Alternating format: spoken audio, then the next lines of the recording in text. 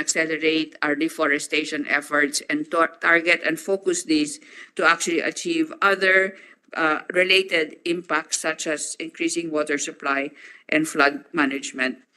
We will be planting more than 7.8 million seedlings over rehabilitated areas and maintaining over 44,000 hectares of existing plantations under the ENGP, Madam Chair.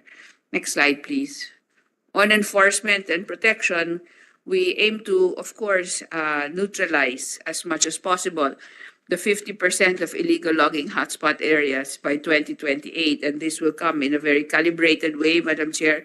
As you know, the DNR does not have a full enforcement capability, and this is one of the institutional needs that have been presented both to the House and to the Senate in order for the enforcement capacity of the DNR to be enhanced. So as far as the 2024 June, we have patrolled already 177.63 kilometers of forest protection by forest protection officers. 35 storage facilities, Madam Chair, have been constructed for turned over logs and confiscated illegal forest products. We have also established fire lines, Madam Chair. This year, we experienced extensive fires in the Benguet area, and this is always a challenge when we have an El Nino year.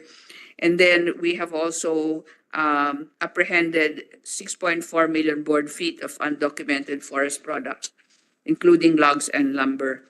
Madam Chair, I should say that among the logs and lumber that have been apprehended and can be released, we are also sending a good number of these in the north to our countrymen in Batanes who will be needing reconstruction in the aftermath of the last typhoon.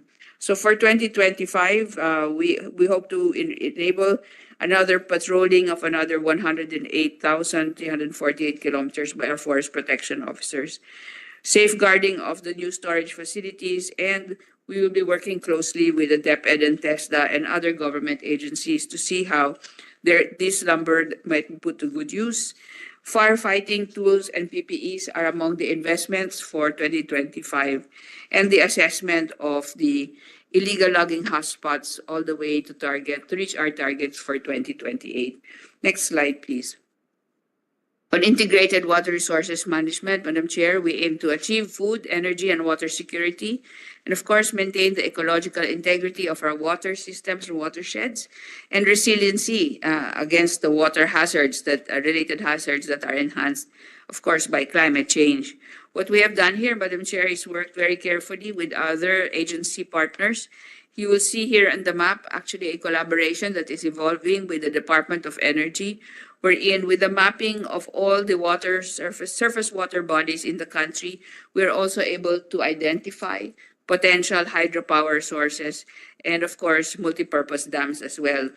So 2 policies have been issued by and spearheaded by the WRMO, the Water Resources Management Office.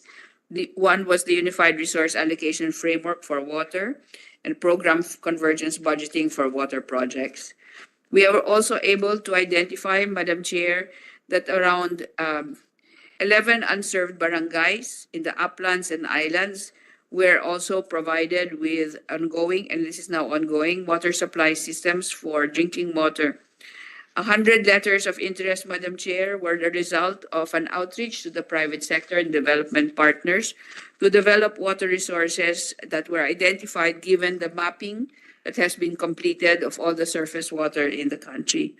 So the potential areas for hydropower, irrigation, renewable energy were all part of the related impacts of this work that has been completed by the WRMO.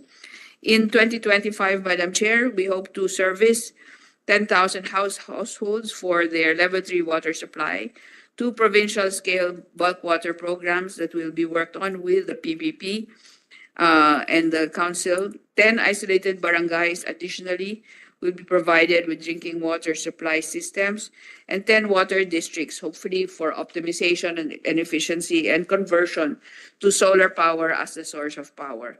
We also aim to complete a nationwide mapping of our groundwater resources, Madam Chair.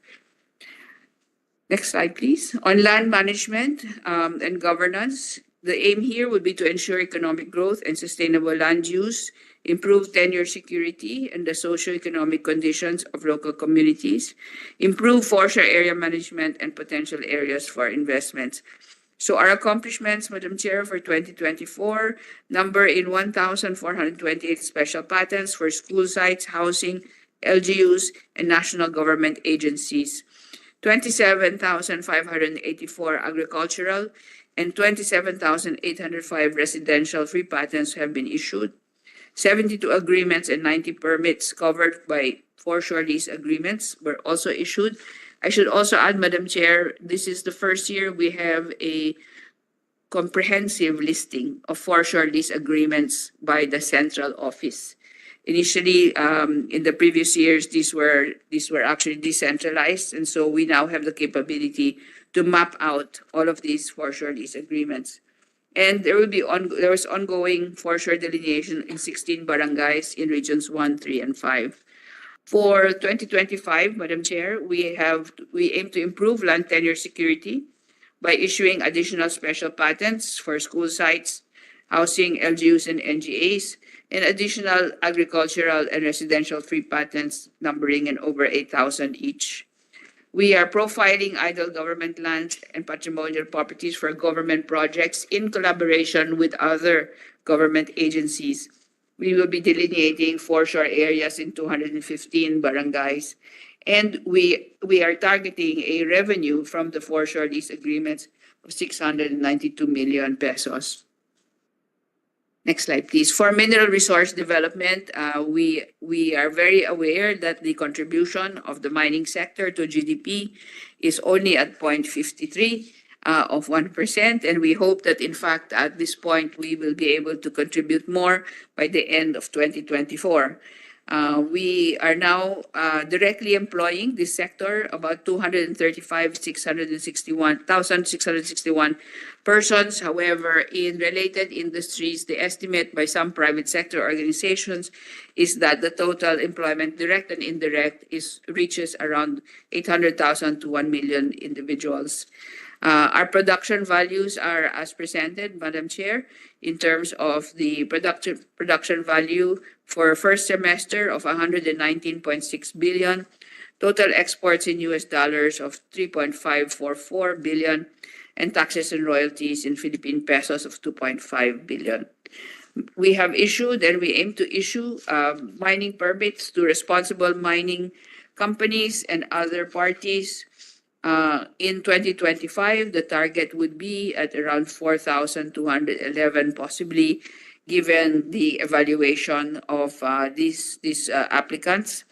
And the mining permits and contracts monitored as to compliance, we are targeting 715 operations, and that will bring us to about 61.4 million in terms of budget requirement. Next slide, please. So in terms of resources development, Madam Chair, as of June 2024, we are really at a point where only 30% of the country's lands of high mineral potential, with 8.26 high mineral potential areas only explored and operated. Accomplishments as of 2024, there have been 719 mining rights approved, 38 exploration permits, 298 MPSAs, and then the list accordingly as presented, Madam Chair. For 2024 as well, 11 areas were explored for potential establishment of new mineral reservation areas.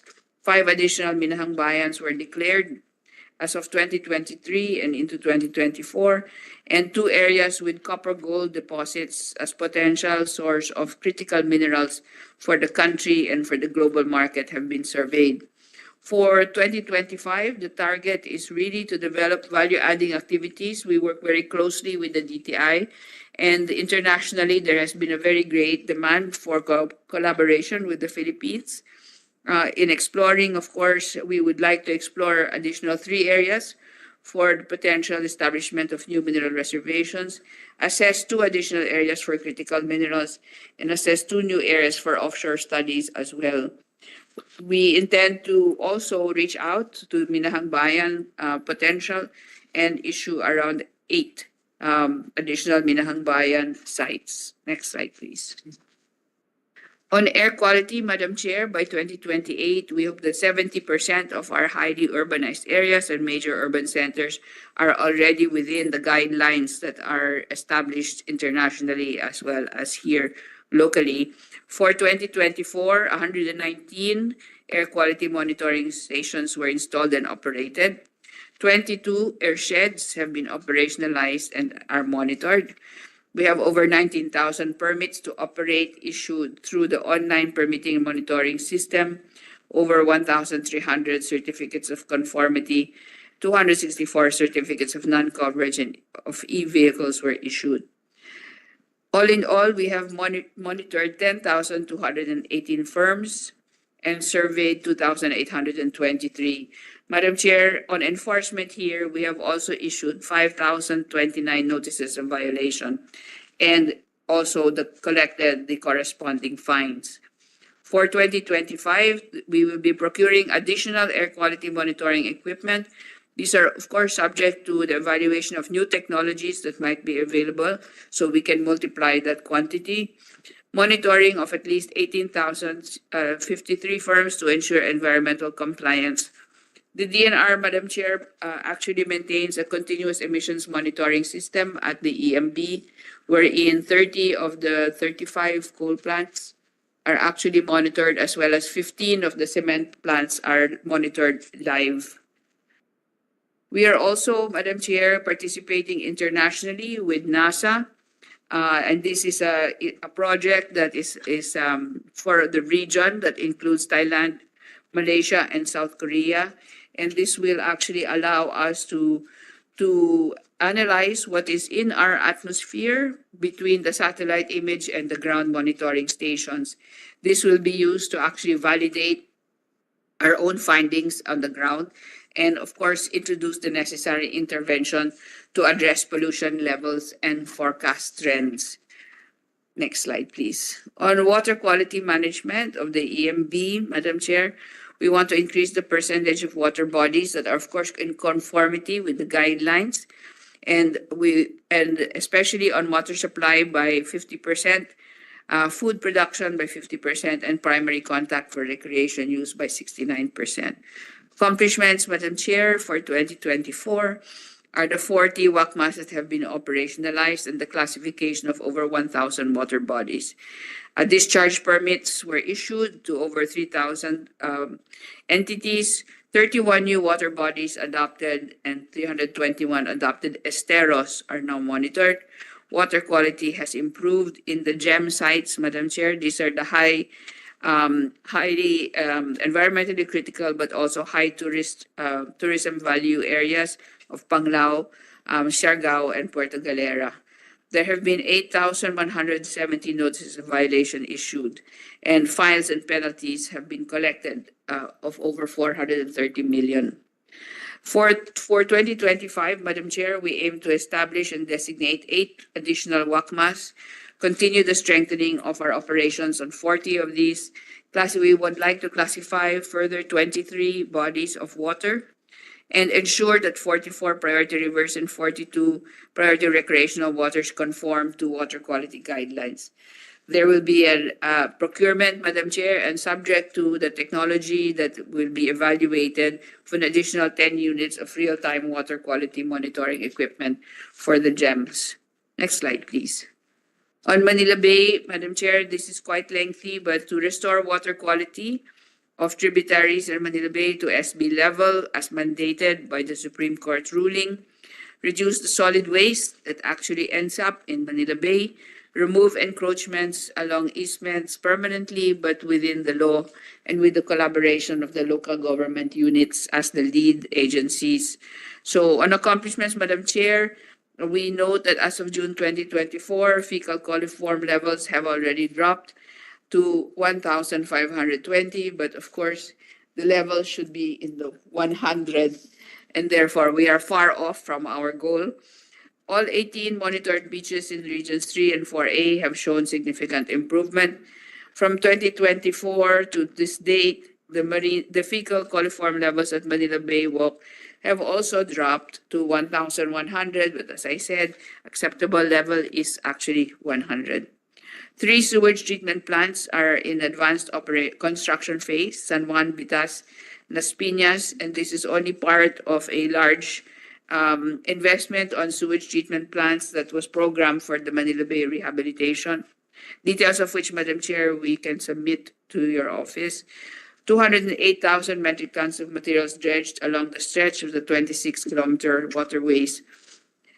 Over 9,000 mangrove, 150 mangroves, and 333,000 bamboo propagules have been planted for habitat restoration.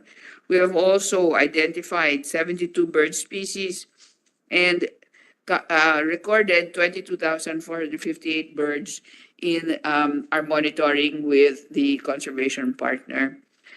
Also, the 208.35 kilometers of easement have been delineated for a 20-meter easement across the 3 regions in Manila Bay. For 2025, Madam Chair, maintenance of the 5 existing and operating STPs, construction of 3 new ones in Estero de la Reina, Estero de Magdalena, and Bacoor, installation of 3 biogas digesters to reduce pollution load from livestock and poultry. We will be delineating additional kilometers for easements and recovering with the collaboration of the LGUs, the areas that can be developed into linear parks, Madam Chair. On the Pasig, yes, ma'am.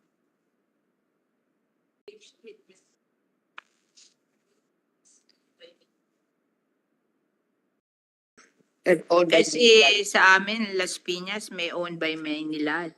Yes, Madam Chair, I will defer to Yusek Jonas Leones, who's on top of the Hindi to built by DNR. This will be built by DNR through collaboration with DPWH and MMDA, Madam Secretary. So different from Maynilad. Iba po yung Maynilad, ma'am. Iba, kanila po yung budget na yan. But these are budgets coming from... sewage treatment plants in Las Piñas River. Is that the one being built near Manila Bay? Yes, ma'am. Yes, That madam. one? We have existing 2 treatment facility in Abad and Libertad Channel, and ongoing construction advance is Las Piñas, San Juan, and Navitas, Madam Chair. Can we inspect that? Huh? You ask your people to bring me there. Yes, ma'am. We will do that, ma'am. Thank you. Thank you, Madam Chair. This reclaiming of easement, is this being done by DNR? Yes, madam. What we're doing here, Madam Chair, is that our field operation, NCR, Region 3 and Region 4A, are the one delineating the violations of easement, and we refer this to DPWH, LGU, and MMDA for information and further actions on how they can recover the easement. Not the one doing it. We are not the one. What we are doing, Madam Chair, is just to delineate the violations for easements, Madam Chair. Kasi I have never heard of any DNR doing the reclaiming of easement. So I thought that if you are doing this, or you're just showing them what to... Yes, ma'am. Yes, Madam Chair. We are submitting the results of our survey to the DPWH, MMDA, and local government unit. Where will you build this sewage treatment plant in Bacoor? Ma'am, we'll particularly we will inform you about the location. Yeah, I don't I have just the... want to see because I live there. So I'm interested. So Madam Chair, if I may, these are all planned in part of the rehabilitation plan for Manila Bay, and we'll submit to you the exact location Oh, yeah. Yes. for... I'm interested in Bacoor and Las Piñas Yes. because I want to see it. Yes, Madam Chair.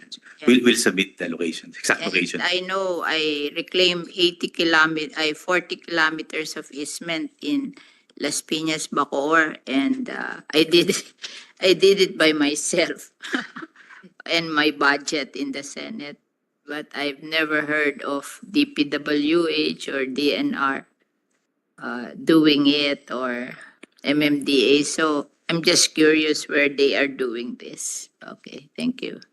Thank you, Madam Chair. So as just to reconfirm what Yusek Leones has said, delineation po is where we do our work. And hopefully we try to engage the other government agencies to who actually have enforcement power to do Yes, the recovery of these areas.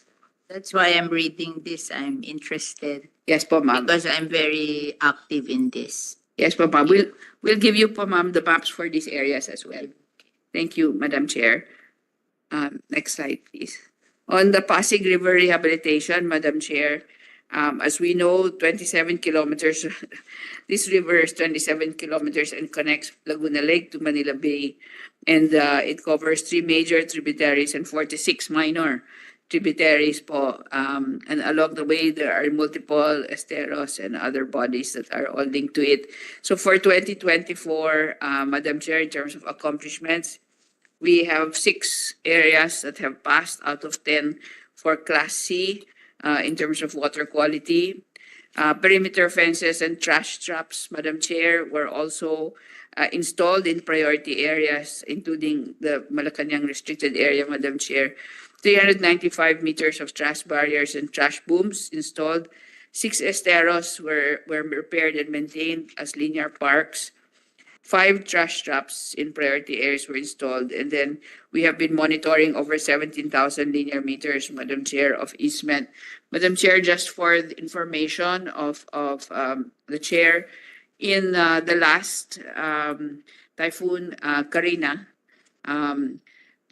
solid waste collected in this area, NCR, and the surrounding areas amounted to over 833,000 kilos of solid waste were collected from these areas, both from, of course, the inland as well as what were coming in by the bay. So the solid waste issue, Madam Chair, is really the most paramount for us in terms of water quality, but also in terms of flood management. Yes.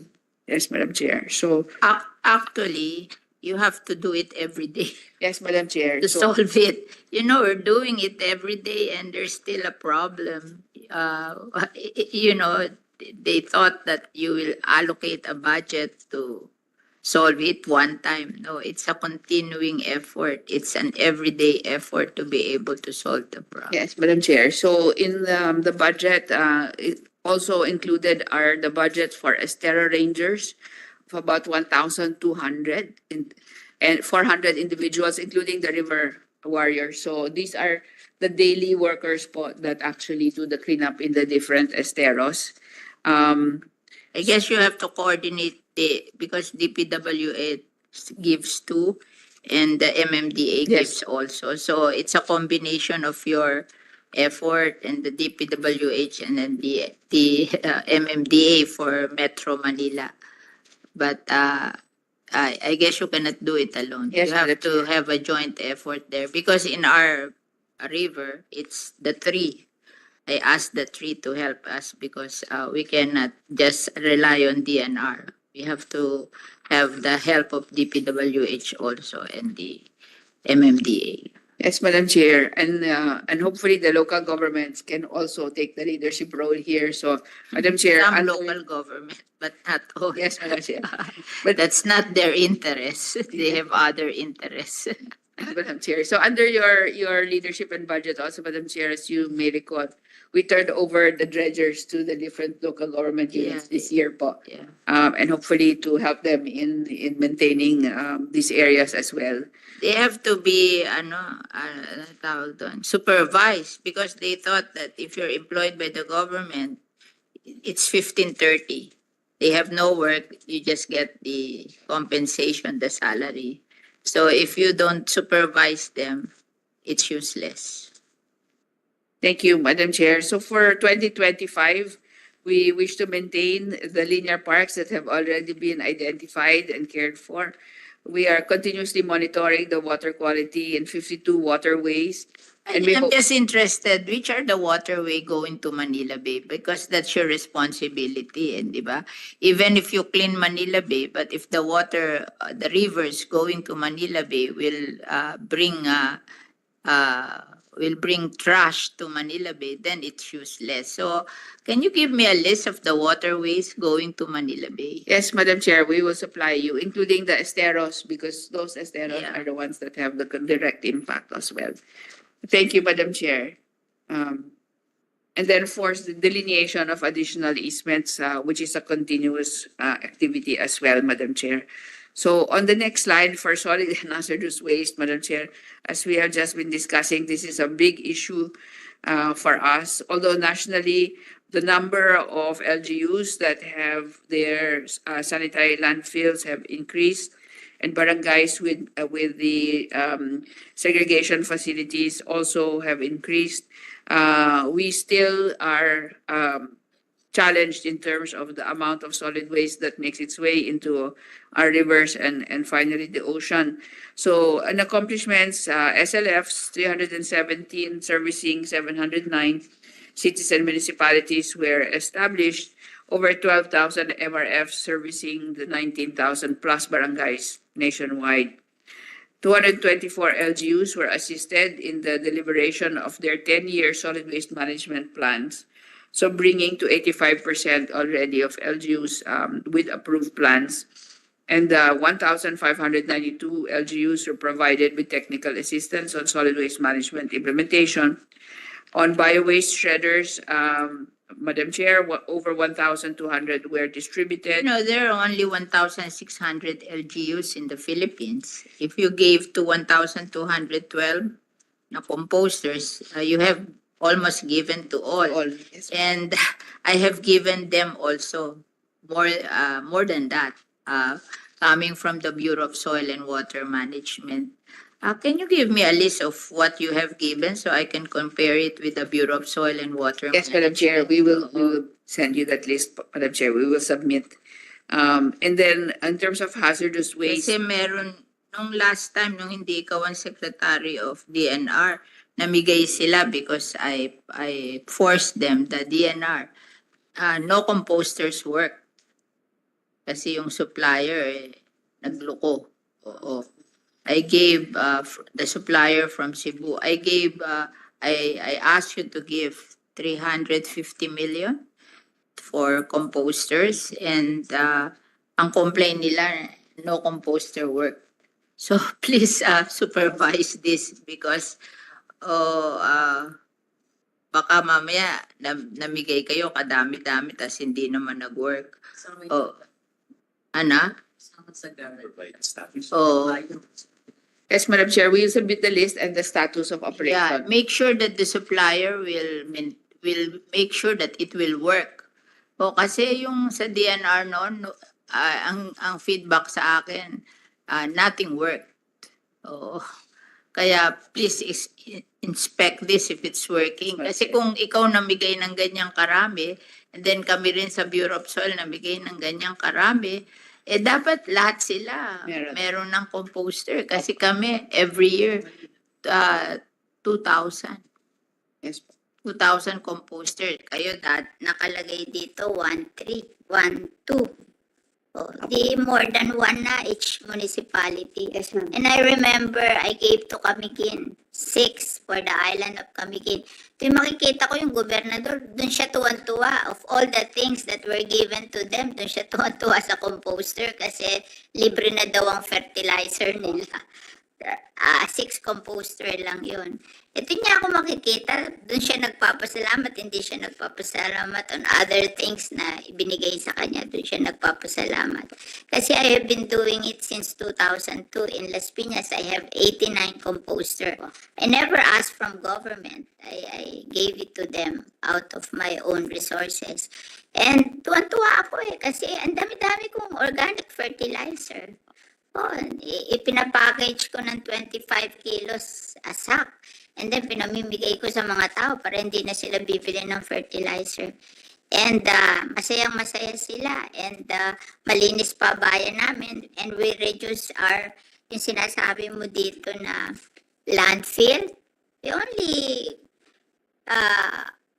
sent to our landfill in what you call the San Mateo Rizal, 20% because we recycle already 3/4 of our waste. Yung composter, 50% yan ng waste eh. Tapos yung plastic, 15% yan eh. Tapos yung paper, 15% kasi nabibili yan eh. Kasi yung nagre-recycle ng waste paper sa Pampanga, sabi niya sa akin, kilala ko kasi siya, even if we sell their company, all our waste paper, they still import waste paper. And then yun namang plastic, I turned them into school chairs in our city. So, yun, yung soft plastic yun. Yung hard plastic, yung PET bottles, nagtayo na ang Coca-Cola, di ba, sa Gentry, ng recycling of PET bottles. And they're afraid that they will not have enough PET bottles to justify their investment kasi ang laki na ininvest nila doon eh. Oh. So, pag ikaw ay nag-composter, unti mo 50% of your waste, you don't have to throw. Di tapos ang problema mo sa landfill, di ba? Hindi ka hirap na hirap magtayo ng landfill. Oh, and then the local government will save.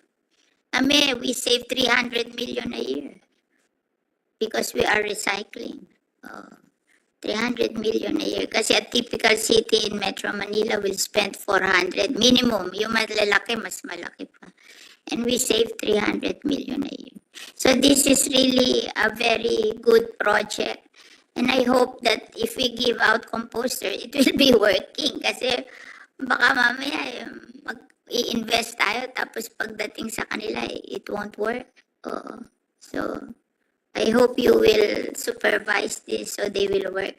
Yes, Madam Chair. Thank you, Madam Chair. So for 2025 po, we will continue to provide technical assistance and the monitoring of the LGUs that have been approved, whose SWM plans have been approved. We hope to close and rehabilitate certain dump sites whose time is due. And of course, establish more landfills that are sanitary, if we may, and increase the MRFs, Madam Chair, in order to also assure that the diverting for the use of composting material, Madam Chair, as you have suggested, will happen. We are also looking to procure 22 units of methane gas analyzers for our sanitary landfills, Madam Chair. This will also help us in monitoring for our greenhouse gas inventory of the country in terms of what methane we are actually producing from the SLFs. Again, continuous monitoring of registered hazardous waste generators that are over 15,000 and 198 registered transporters of hazardous waste as well. 173 registered hazardous waste treatments and storage facilities are also going to be monitored quite closely, Madam Chair, in terms of our solid waste management work and programs at the DNR. Madam Chair, yes. I just want to remind you what we talk about, that you will teach us how to get this carbon credit. Yes, Madam Chair. Kasi ako pa noon ko pa gusto mag-aral how to get carbon credits because I think I have many projects that can qualify for carbon credit. Ang maganda dito, kung makakuha ka ng carbon credit at bayaran ka, magagamit mo uli para dun sa same projects to enhance your project. Yes, ma'am. So I'm very interested in this and I hope someone from DNR will teach me about this carbon credit. Yes, Madam Chair. We'll arrange that right away. Yeah. Thank you, Madam Chair. So, Madam Chair, additionally on the solid waste management, the implementation, Madam Chair, of your legislation of the Extended Producer's Responsibility Law, we have issued several DAOs already for the implementing rules and regulations, the IRR, then compliance reporting and audit guidelines. We've established the EPR portal, so for the registry system of all the obliged enterprises. So, Madam Chair, as mentioned yesterday, we have now 947 entities. They have submitted into the EPR program, and 772 have actually given in their compliance audit report, Madam Chair. So you see, Madam Chair, on the table there, how much they have recorded as having been audited. This is the self-audit for the particular firm. and how much has been diverted in terms of the rigids and flexibles, just the rigids, and then individually the flexibles as well, Madam Chair. So we hope to actually increase the number of entities. We're still working with the DTI to establish how many entities actually should be part of the obliged enterprises on the APR. The challenge here, Madam Chair, is for the 100 billion capitalization qualification to actually be referenced against those that are producing their plastic waste and packaging. So in terms of targets, Madam Chair, we'll continue with implementation. The target for the registration of obliged enterprises is 1,183 so far. Working with the DTI on this. And of course, we will continue to survey and monitor those that need to be enrolled into the obliged. Po, ilang percent na ang nag-engage sa EPR dun sa obliged companies? Madam Chair, I will turn over to Yusek Leones. Initially, the last coordination with the DTI, we're looking at 2,000 obliged enterprises that it can be covered by the EPR. Out of the 2,000 industries, as mentioned by the Honorable Secretary, a total of 947 entities have already registered. 50% pa lang. More or less. Bakit ang tigas ng ulo nila? Ba't hindi nyo pa i-demanda? Madam Chair, for verification pa, Madam Chair, because the matching cross-referencing with DTI is evolving pa ho. We take the 100 billion capitalization cut-off and then we cross-reference who is actually producing plastic and packaging plastic. So, 100 million. Then keep... Opo. Or less. Opo. More than 50. Yes po, ma'am. Yes po, ma'am. Just curious. Yes, Madam Chair, we will. Yes, Madam Chair. We will submit po, Madam Chair. And what's very encouraging, Madam Chair, is we have most of the fast-moving consumer goods companies are already enrolled and also submitting. Yes, Madam Chair. So our multinational are the ones who are doing this, yung mga sachet. So hindi naman tayo bago. We legislated it first in Asia, but in Europe they have been doing it. So I copied their model in Europe. So they know, kasi marami dyan, mga first world country ang owner. They know. It's just that they're not doing it in our country. But now they are doing it. Yes, Madam Chair. And actually, Madam Chair, part of our grant from the EU on the Green Economy for the Philippines program, which is a 60 million euro grant, is actually devoted to the implementation, ensuring of the EPR implementation po, Madam Chair. Next slide, please. Madam Chair, as part of the work of the Mines and Geoscience Bureau, there is a geohazard mapping and groundwater vulnerability assessment also ongoing. And so what we are wanting to report for June 2024, there have been 118 cities and municipalities that have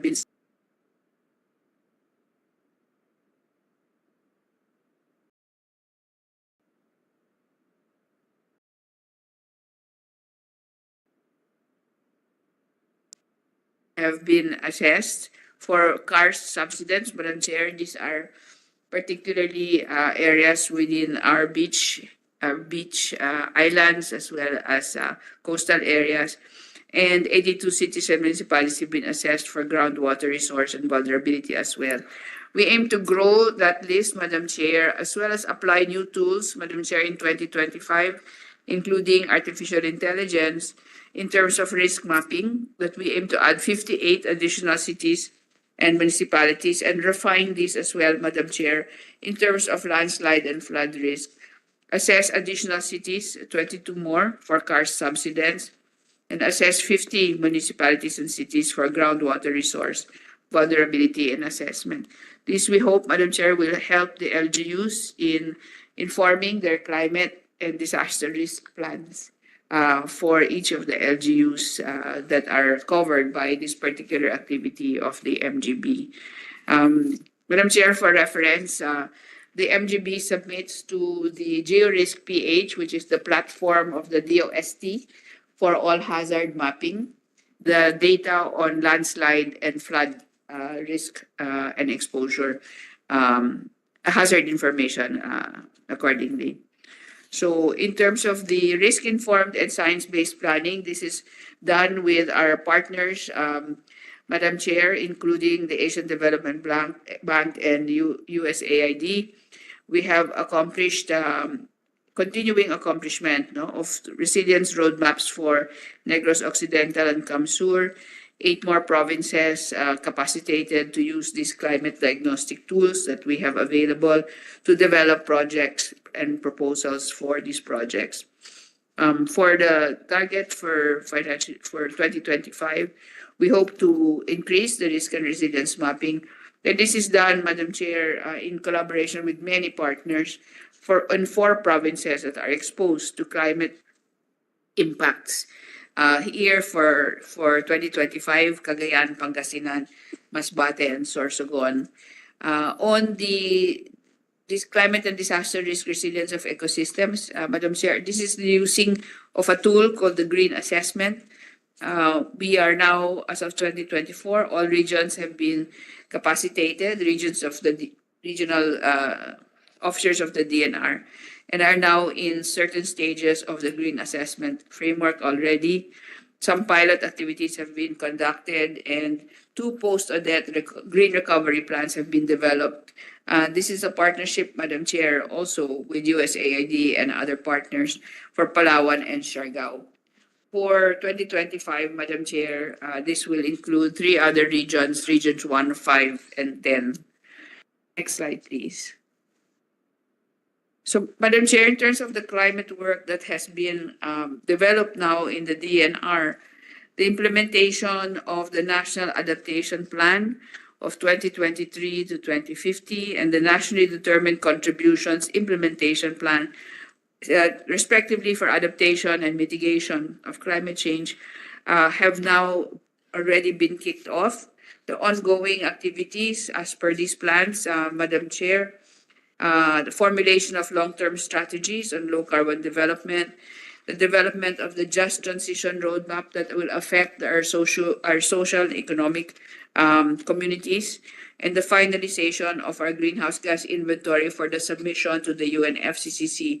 Madam Chair, the Philippines is the 56th country in the world to submit both National Adaptation Plan and the NDC Implementation Plan.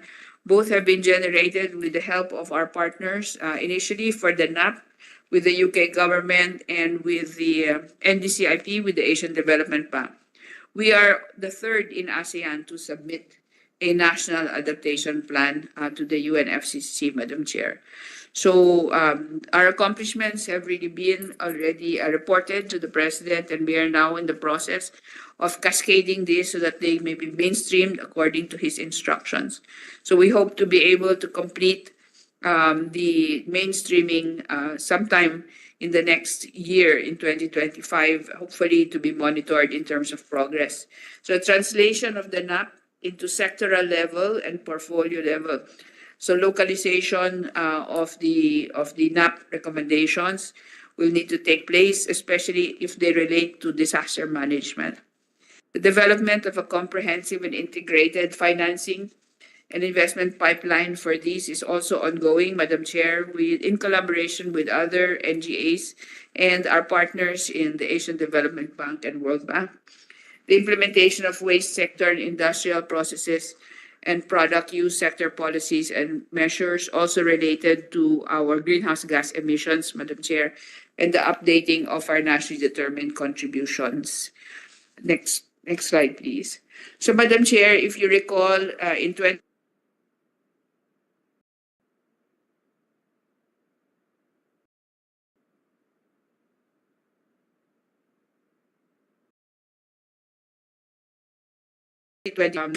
the UN Disaster Risk Reduction conference in the Asia Pacific. The second one was, of course, the climate change negotiations. During those negotiations, we were part of the initiation of the campaign from 2022 to 2023 of the Philippines now being the host of the fund to respond to loss and damage, or the Loss and Damage Fund Board. And so we have now already completed the legislative process on the granting of the immunities and privileges to the Loss and Damage Fund Board, Madam Chair, with your great support and the leadership of Senator Aimee, as well as leadership of Congressman Chato in the House and Congressman Arenas.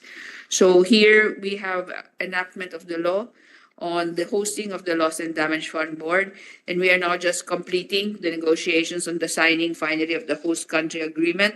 Madam Chair, I'm pleased to report that we will be hosting the first meeting of the fund board in December of this year, 2024. And so we are now in preparations for that. We are also operationalizing and formalizing the Philippines hosting requirements so that we may be able to continue to represent and support the operations of the fund for the response to loss and damage in the country. On mapping resource information, Madam Chair, this is the work of NAMRIA as our national agency. As you can see, Madam Chair, by June 2024, coastal resources maps for 15 provinces were produced and updated. Three active geodetic stations were established, over 8,000 square kilometers of EEZ, and over 1,400 square kilometers for archipelagic waters have been surveyed. 6 unclassified public forest sites covering 231,624 hectares have been surveyed, and the third cycle land cover mapping for 13 provinces were conducted. For the targets in 2025, Madam Chair, 4,000 square kilometers of EEZ. We hope to be able to survey that, 1,000 square kilometers for archipelagic waters, 4 ports, and 15 UPF sites. And we wish to update, Madam Chair, 1,500 large-scale line maps, 50 medium and small-scale maps, 15 provincial land cover maps, 14 provincial coastal resource maps, and produce 360 large-scale maps for 4 provincial land use maps. So this is the budget, Madam Chair, for the National Mapping Agency. Related to our mapping capability, Madam Chair, and this is the work of the Geospatial Database Office of the DNR, we are now able to overlay the natural systems with the governance systems that are actually pertaining to each. So you'll see here, Madam Chair, the monitoring of foreshore lease agreements. We are now able to do this using satellite imagery and then ground-truthed, as well as the usage of drones. We are also now able to monitor compliance to EIAs. This is an image of Calabar Zone with buildings with ECCs, buildings with possible ECCs, buildings without ECCs, and some buildings that are unidentified and will require classification. We also have characterization of potential investment areas for both forest and water. And as we discussed, Madam Chair, as your own legislation, the potential salt production areas are being mapped now, Madam Chair. Yes, Madam Chair. We will submit the report. So strategic partnerships and convergence initiatives, Madam Chair, these are all falling within the budget and have been part of what we will call the non-traditional areas of work of the DNR. But we feel that this is required in terms of ensuring the implementation of environment and natural resource management. For Project Transform, Madam Chair, which is an LGU-based multi-stakeholder effort in order to ensure environment and natural resource management and climate and disaster resilience. For 2024, we are continuing with Bataan, Rizal, Ormoc, Palawan, Surigao del Norte, and Bohol and Sarangani. In 2025, we hope to be able to establish transform teams for Baguio City, Quezon City, provinces surrounding the Verde Island Passage, Madam Chair, Masbate City, and Lanao del Norte. We have also reached out to the following national government agencies in order for us to work more closely with them to, in effect, be force multipliers for the DNR given our limited number of personnel, budget, and resources. So we have ongoing dialogues with the DPWH, DOE, especially on offshore wind and floating solar projects, Madam Chair, with the DILG, particularly in Transform for disaster risk reduction, waste management, the circular economy, with the DSWD for a new generation Panahon ng Pagkilos project aligned with the National Adaptation Plan, locally led climate change adaptation initiatives, and building adaptive capacity in communities. Madam Chair, there's one particular landmark strategic partnership and convergence activity with the Department of Energy. Given the environmental critical area, which is the Verde Passage, and the necessity to ensure conservation protection of the area, we have engaged with the DOE as well as the major conglomerates that will be now operating in the area relative to investment. It's so funny, ha? Itong Verde Island Passage, ang kapartner nyo, San Miguel Corporation. Hindi ba yung kanyang, ang nag-spill doon? Ilihan gas, diba? Yeah, you better look at that kasi baka there's something wrong with the way they operate their transportation of oil. Kasi siya nag-spill dito sa Verde Island Passage. Siya din ang nag-spill doon sa Bataan eh. Same. The product is with San Miguel except hindi liable ang San Miguel kasi subcontractor yung baka ba yun? Palagi na lang eh. You look at that kasi yung oil spill is very detrimental to our lalo na tong Verde Island Passage is the best in the world daw. Yes, In Madam terms Chair. of yung underground river na natin doon, yung mga marine yung natural marine Resources po, oo, biodiversity. there. Yes, palagi yung kanyang oil lang nag-i-spill eh. Although hindi siya responsible kasi subcontracted, dapat yata yung pag-subcontract mo ng ganun, pagbutihin mo kasi bakit oil spill ng oil spill yan, di ba? Grabe to nangyari sa sa Verde Island Passage and you have special attention on this, di ba? Yes, ma'am. Madam Chair, this is a new agreement. To be there.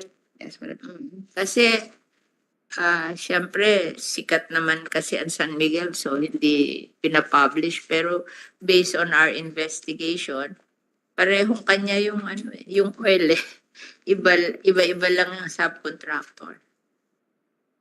Yung nag-oil spill sa Bataan recently and then nag-oil spill sa Verde Island Passage. Medyo, siguro, warning natin na hindi naman kukuha ng mga irresponsible na magta-transport. Yung sa Bataan, parang pa yun eh. May crime yun eh. Kasi, in fact, I'll talk to you about it. Dapat kayo yata ang mag-file ng case doon. Kasi ang na-damage is environment and ang na-damage is fisheries. Kayong dalawa ng BIFAR ang dapat mag-file kasi yung explanation sa hearing ng Philippine Coast Guard, parang kasabot sila. Nung mag-hearing kami, tapos yung explanation nila, parang kasabot sila, nakakaawa naman yung ating environment at ang ating fishery sector. Kaya gusto ko ang mag-file na ng case doon yung ating DNR at saka yung fisheries, BIFAR. Huwag na ipabahala sa kasali sila doon yung Philippine Coast Guard, yung mga explanation nila nakakatawa. Alam mo yung sabi nila, tingin ko yung laman nung vapor, inililipat nila kasi hindi ba merong tawag doon sa crime na yon, yung nililipat yung oil sa small boat, ninanakaw yung oil na dala nung kasi hindi nagbabayad ng taxes. Tapos sabi ba naman sa akin, yung dalawang boat na kumukuha ng oil doon na naandun sila for 36 hours, nanggaling sa Nabotas. nagbotas yung boat kasi illegal na yung boat eh. Ano na eh, may crime eh. Grounded na eh. Aba, sabi sa akin eh, naputol daw yung pag-connect sa port at nag-float papuntang Bataan. Kayo natawa na nga kayo, di ba nakakatawang explanation, naputol yung pagka-anchor niya dun sa nabotas at nag-float mag-isa papuntang Bataan. Ha? Tama ba yun? Kaya ako, nung madinig ko yun, tinigil ko na ang hearing at sabi ko, kinausap ko na lang yung BIFAR at saka DNR na you better file the case kasi hindi natin maaasahan ng Coast Guard. Para i-explain sa akin ng gano'n, common sense naman. May naputol ba na nakarating sa Bataan? Sus Maria Jose. Doon sa Bataan, nagtatransfer ng oil eh. Nandun sila. Then biglang may warning na ng bagyo.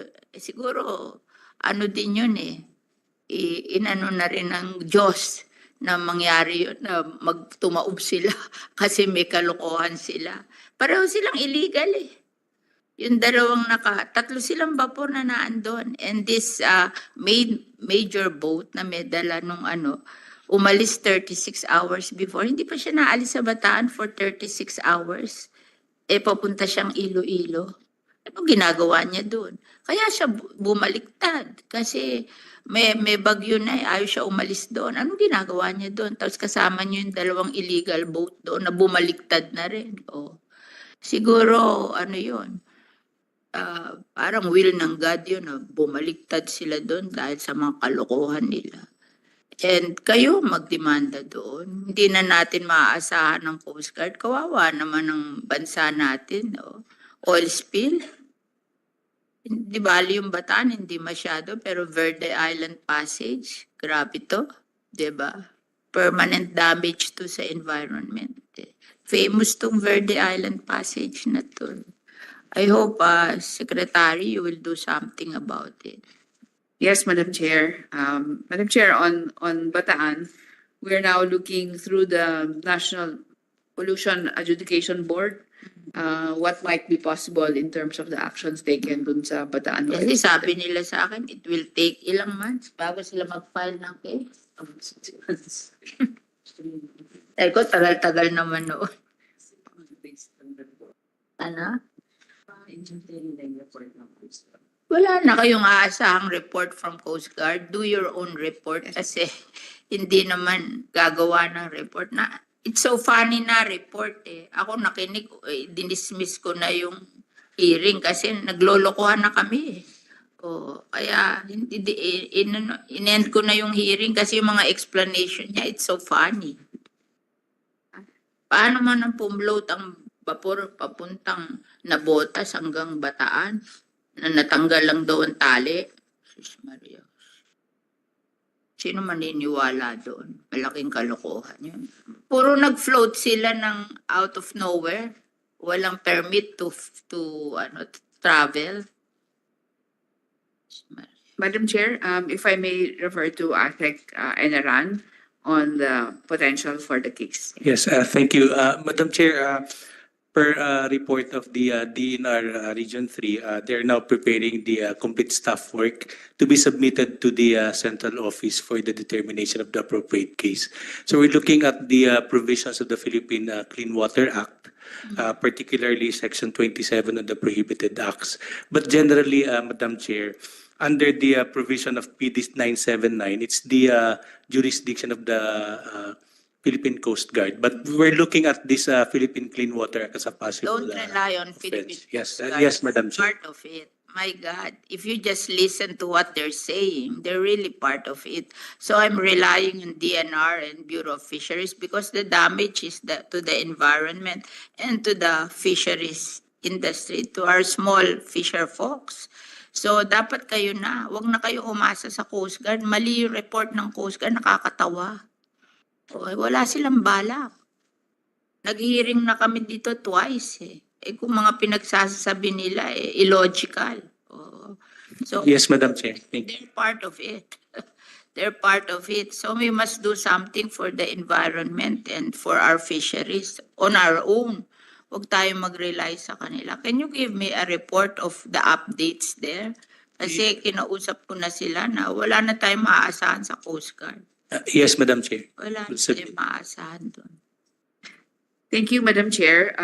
Perhaps for just to emphasize on the Verde Island process, Madam Chair, there are several partners that are involved right now in the infrastructure projects that will be related to our energy transition work with the DOE in terms of developing LNG infrastructure. So there would be Aboitiz Equity and Ventures, Metro Pacific, San Miguel, as well as, Madam Chair, we have also reached an agreement with First Gen, ABS-CBN Foundation, who've done extensive work on the research on the marine biodiversity of this particular area, the center of the world's marine shorefish biodiversity, Madam Chair. So this work, we hope to engage provinces of Batangas, Marinduque, Romblon, Oriental and Occidental Mindoro, Madam Chair, and if we are able to engage all the way out, hopefully to Palawan as well.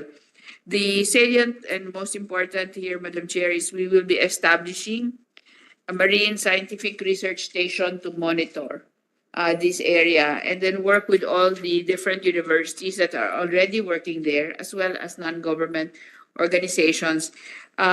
These corporations, Madam Chair, have had also their foundations working on the environmental issues in this area.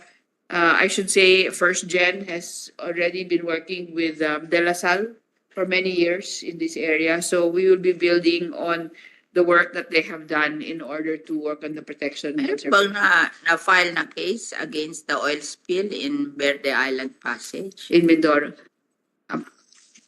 Sino nag-file ng case? Madam Chair. Madam Chair, it was spearheaded by the Department of Justice. So they filed cases against the owners of the vessel. What happened? I'm not aware of the developments of the case, but we will The way provide the updates. duty to protect the environment, you should be concerned. Yeah. Kasi grabe itong Verde Island Passage kasi famous to all over the world. Madam Chair, we continuously monitor this area, no, in terms of the environmental compliance, no. However, I think what ASEC Aniran is Kasi if we will Pointing not out. be able to file cases against oil spill, they will not stop doing this. Madam Chair, I understand that there were cases filed so that the claims could actually be paid out to the particularly affected communities. We can get the update, Madam Chair. To give Already an with the- update, because if we're not strict with this, then it will continue. And nagugulat lang ako, wala talagang concern.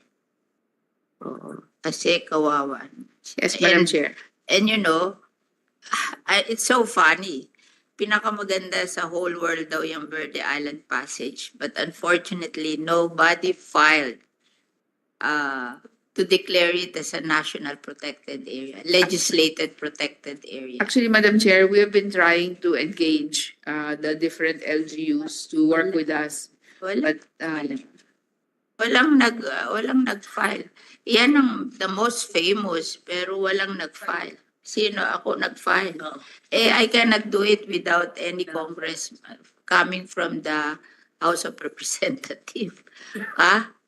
I cannot do it kasi there should be a local bill coming from the House of Representatives and then I will approve it in the Senate. But nobody filed in the House of Representatives. So I think they don't appreciate the value of the Verde Island Passage. There's something wrong. Kasi yung bill on legislated protected area should come from Congress. And I just, after they submit it to me, I pass it in the Senate. And wala. Madam Chair. Nag-file ako sa Senate, but that a bill from the Senate will not be enough. And besides, the procedure is it's a local bill. And then they have to submit it to the Senate so I can approve it in the Senate. Yes, But Madam nobody filed. How come? Madam Chair, we have been, Eh, maybe, sinasabi mo dito, you will establish this Marine Science Biological Research Station with facilities to make the provinces of Batangas, Marinduque, Romblon, Oriental, and Occidental Mindoro uh, appreciate their gift from the Lord. Pero walang nagpa-file sa kanila sa dami nila. Madam Chair, if I may call Assistant Director.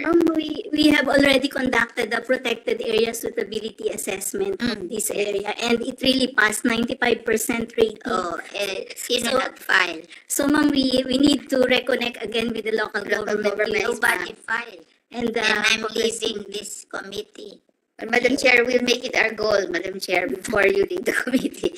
It's engagement with the local governments that really has been the challenge. Dapat kasi manggaling from any congressman in the place. Kasi like ako, magko-congresswoman ako later sa Las Piñas, I cannot do it for them. Di ba? They have to do it themselves. Kasi sila yon, makikialam ba ako doon? Di ba? Oh, walang nagfa-file. Walang nagfa-file. I guess you have to work on it. Walang Yes, ma'am, we will work on connecting with the local congressmen po in these areas. Thank you. I'm so surprised kasi yung Verde Island Passage, famous yan eh.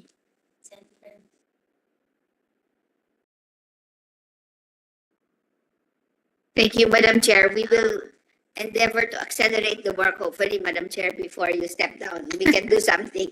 But the challenge is really at the local level, and we are trying to pull different stakeholders, including Ikaw nga, nagtatayo ka doon ng special station because you know it's important. Eh, how come it cannot be legislated as a protected area? Yes, Madam Chair. Siguro dapat huwag na padadaanin yung mga oil doon, paiwasin na sa Verde Island Passage. Siguro naman makakahanap kayo ng other route other than that. Kasi kung palagi mag-oil spill doon, kawawa naman yung Verde Island Passage, diba? Wala naman silang pakialam kung mag-oil spill sila eh. Kasi itong mga nagta-transport ng oil, parang maliliit na kumpanya na na pag nahuli, pag nagumawa ng kalokohan, sasara lang yung kumpanya para wala nang responsibility. Hindi nga nila sinama sa rule yung may-ari ng product na tinatransport. Eh. Diba? Thank you, Madam Chair. We'll be guided accordingly. Madam Chair, so on the last page for us in terms of the ongoing activities of the DNR for 2024, Madam Chair, just to recall, the other opportunity that we had to represent the country in 2022 was to the Asia Pacific Ministerial Conference on Disaster Risk Reduction of the United Nations. And so, Madam Chair, as you may recall, we will now be hosting this APM-CDR 2024 conference. It will begin next week. And we have over 4,500 registered participants, Madam Chair, and we are grateful for your participation in the plenary, Madam Chair.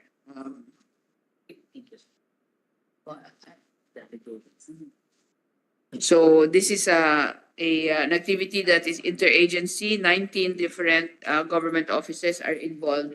The DNR was instructed by the president to lead the organization of these, and so we have been working with our partner, the Defense Department and the Office of Civil Defense, we are co-hosting this particular ministerial conference, Madam Chair, next week. The head of the UNDRR has arrived from Geneva last night. And so we expect to commence official meetings very shortly. So, Madam Chair, in the final page,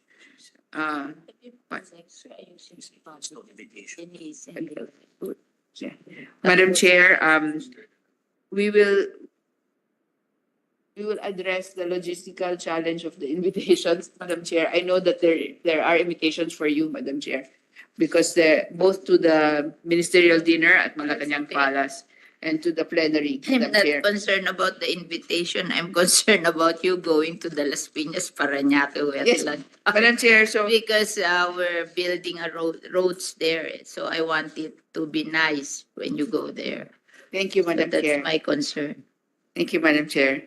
So, Madam Chair, this ends the first portion because there are two other attached agencies whose budgets will follow, Madam Chair.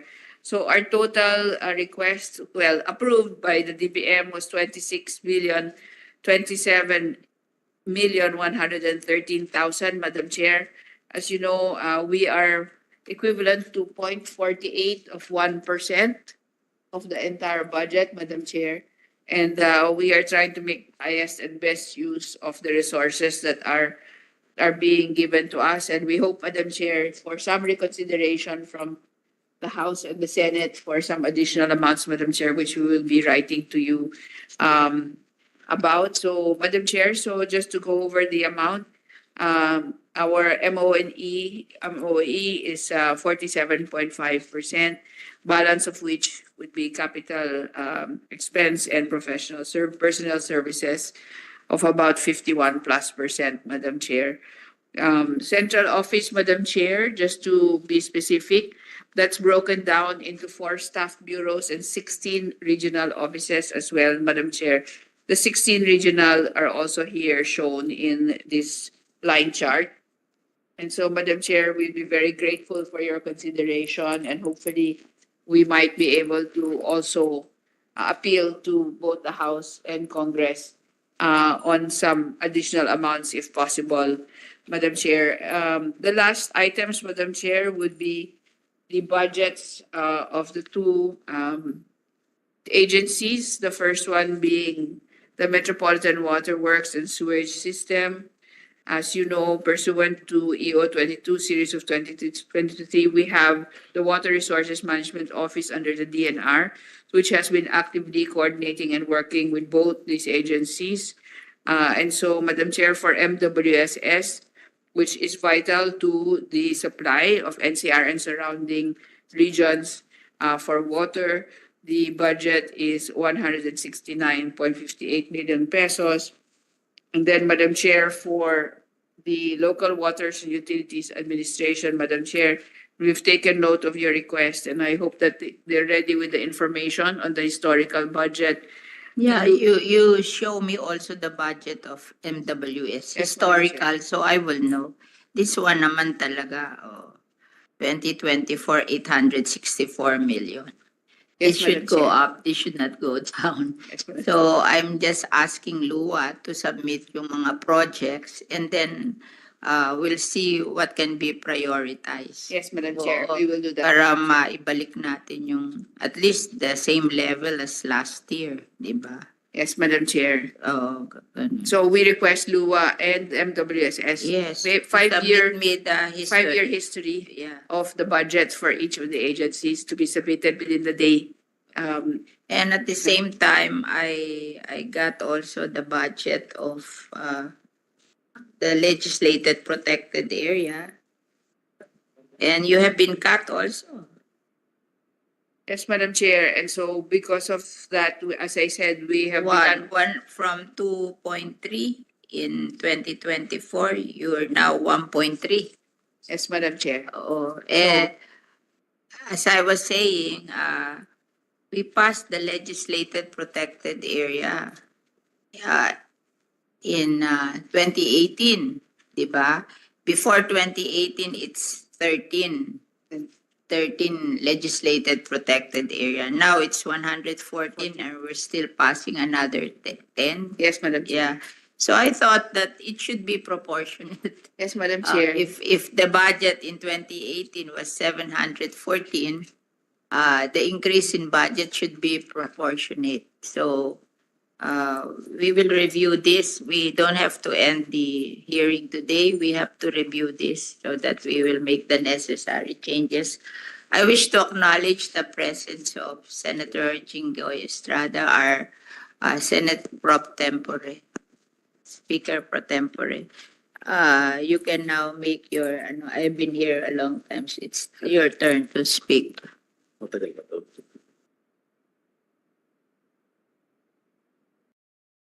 Thank you, Madam Chair. Good morning.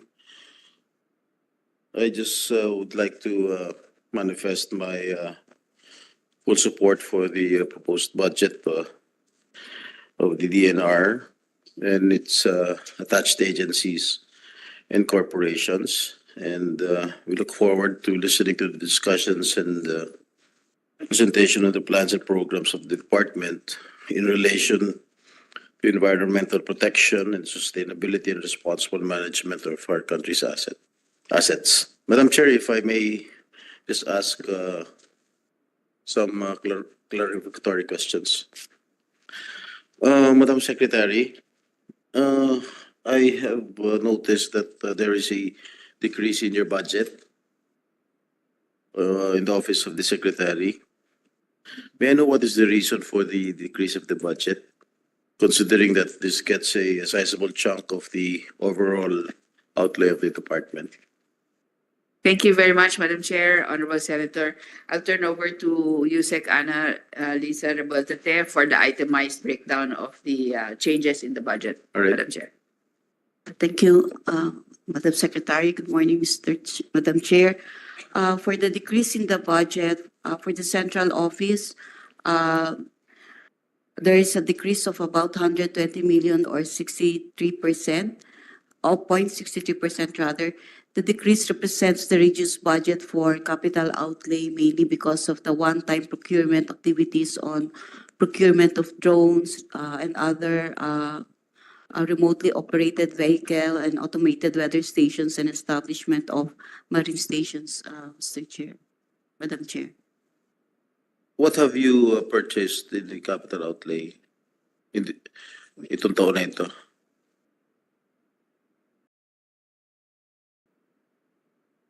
Madam Chair, and Mr. Senator, Honorable Senator, we'll turn over to BMB in terms of the movement on the procurement of the UAVs. Yes, sir. There is now ongoing procurement of drones. Drones? Drones to be used in monitoring our protected areas, sir. What kind of drones? We have three main types of drone. The VTOL, vertical takeoff and landing, to take care of big areas like Sierra Madre Natural Park. And we have small, medium rotor, the one that can navigate and hover over areas of forests. And Who small operates the rotor. drones? We need to hire people to Experts? operate, people that can be trained to handle the drones, sir. Wala pa kayo na-hire? Uh, Haven't hired so- anyone to operate the drones? Yes, it's part of the package that will be done for the year. Right now, procurement has just commenced, sir, for this. All right, there are unfilled positions. Unfilled positions now are projected to reach 3,590 in 2025. And comparatively for this year, this is the same figure for unfilled positions out of the 21,892 authorized position. And over the years, mukhang tumataas ang unfilled positions sa DNR and this trend continues.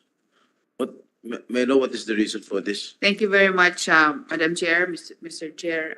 I will turn over to Undersecretary Augusto de la Peña to update the figures, Madam Chair. Madam Chair, Mr.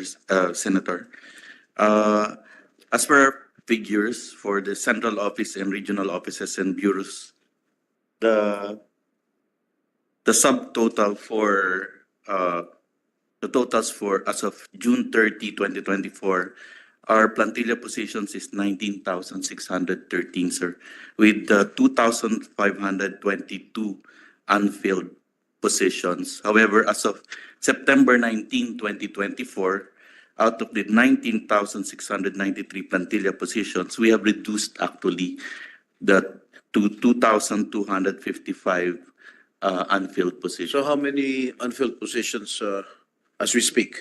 2,255. 1,000 na lang? Yes, sir. 2,255. Unfilled positions? Yes, sir. So you have already filled the Reduced. other positions? Yes, sir. The filling and unfilling of positions is actually an ongoing process. So as we fill the positions that were previously unfilled, some are being unfilled due to retirements and promotions and other causes for unfilling, sir. No, may I know the reason bakit hanggang ngayon marami pa rin yung unfilled positions last year? Yes, sir. Why is that so? As I've mentioned, sir, it's a continuing process. So as we fill up the positions from our existing contracts of service, new hires, there are also positions that because of retirement and other causes, these are. Okay, do you vet these people who are entering the government service? Yes, sir. Yes, sir. We follow CSC rules regarding our hiring.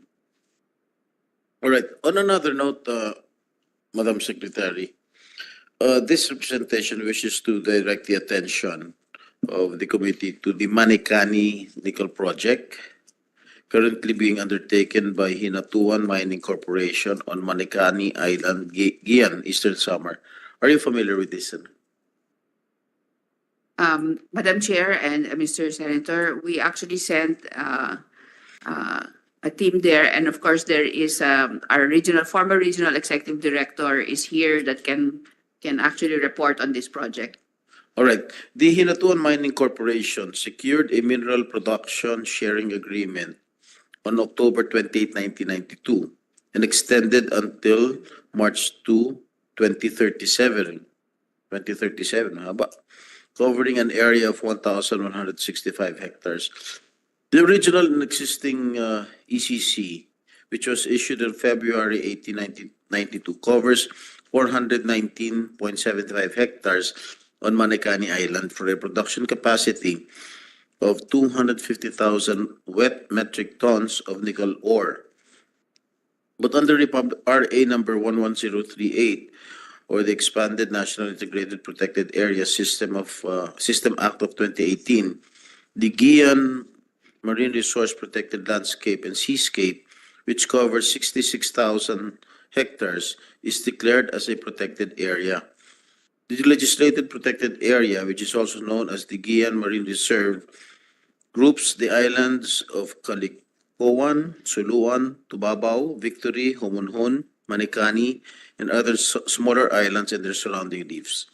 And under the INIPAS law, specifically in Section 20, undertaking mineral exploration or extraction within the protected area and engaging in commercial or large-scale quarrying within the protected area are prohibited. And several groups and residents of the island and local interest organizations such as the Protect Manikani Island Society Incorporated, the Diocese of Borongan, and the Philippine Miserior Partnership Incorporated have protested and are not in favor of mining activities on the island. My question is, why is the mining operation of Hinatawan Mining Corporation still ongoing in that island when an act of Congress has already declared that the Gian Marine Reserve that includes Manikani Island is a protected area and that mineral exploration and extraction within protected area are strictly prohibited and punishable? Thank you very much for that question, Madam Chair, Mr. Senator. I'll turn over first to the former Regional Executive Director, Romelin Claudio, for the immediate answer, and then I will call on the Assistant Director for BNB, Biodiversity Management Bureau, and our Assistant Secretary for Mines and Geoscience Bureau to respond to that question. Okay, thank you. Thank you. Yes, please. Thank you, ma'am. Good noon, Your Honor. Yes, indeed, there is this GMRFPS, the Giwan Marine Reserve Protected Landscape and Seascape. But the Hinatuan Mining, Your Honor, only part of it is within the protected area, and it came in first.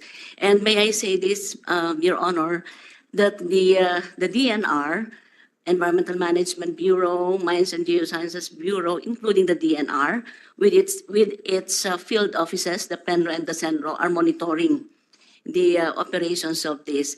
In fact, they just had the operation started last March, Your Honor. They were under care and maintenance for the many years.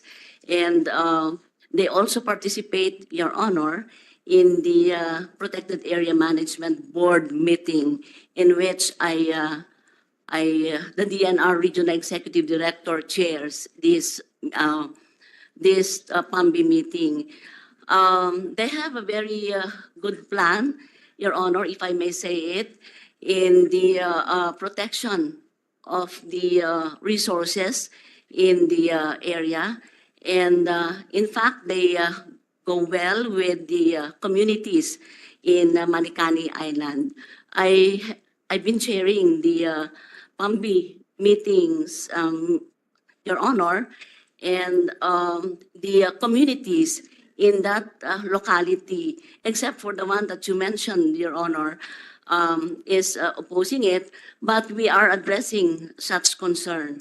And it is not actually true because we have the monitoring arm in that area that they do adversely affect the area. In fact, they do the care and maintenance, Your Honor. Yeah, you mentioned earlier that it was only a part of the protected area. Yes, Your Honor, and they came in first before it was legislated as the given. But still, that- they're still operating or mining in the protected area. Actually, the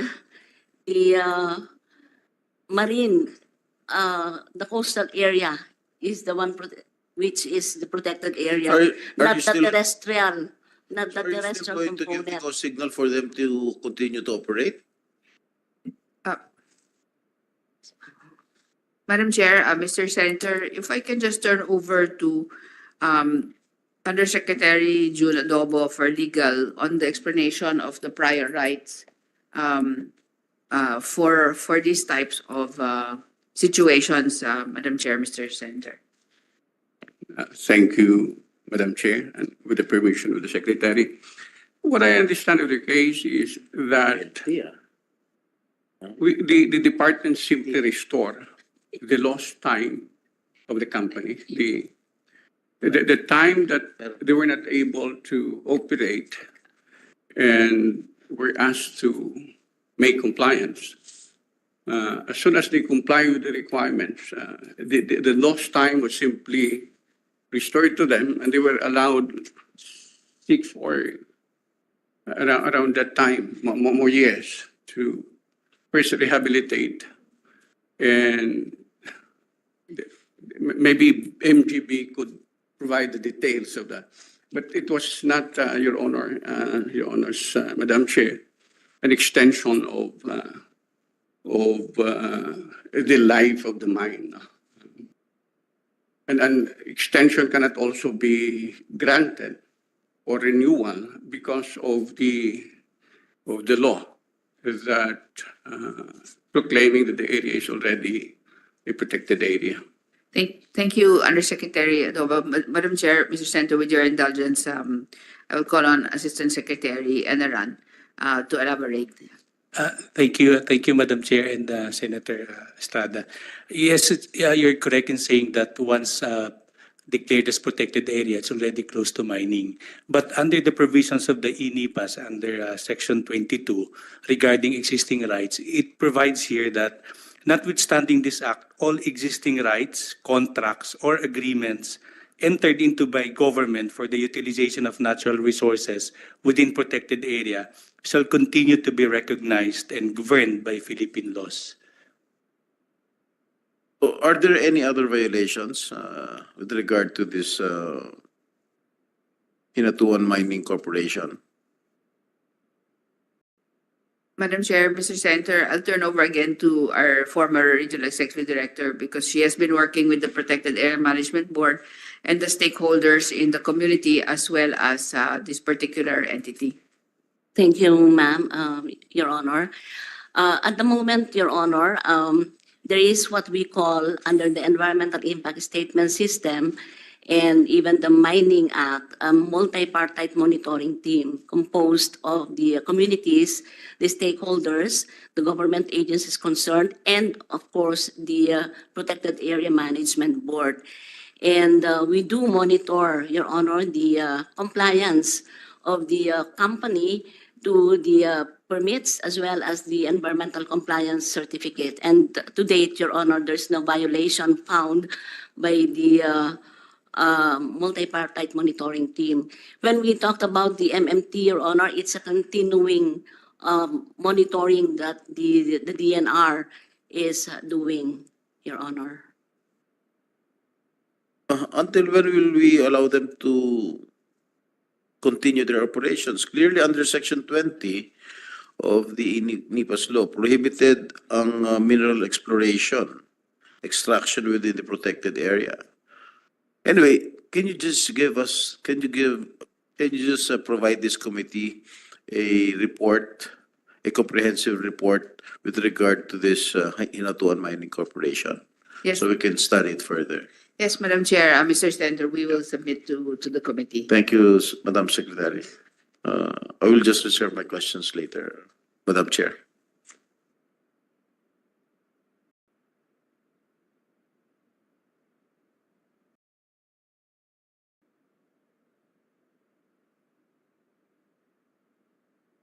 We will recognize, thank you, Senator Chingoy. We will recognize now Senator Cayetano. Magandang tanghali po, Madam Chair, Senate President Pro Temp, Madam Secretary, and the DNR family. And of course, I'd like to start by gratefulness, gratitude sa atin Chairperson at ating Secretary for really looking out for the environment. And tatlo po topic ko today, LLDA, Bureau of Lands, and then in that it's more of red tape and bureaucracy and regulation. Pero dun po, I'd like to take up so that matignan na nung tao niyo, yung sa reclamation, sa PAREX, and sa C6. I want to ask some questions about the role of DNR in terms of regulatory and making sure it's done well. Madam Secretary, you are a member of the board ng LLDA. If I'm not mistaken, are you chair or?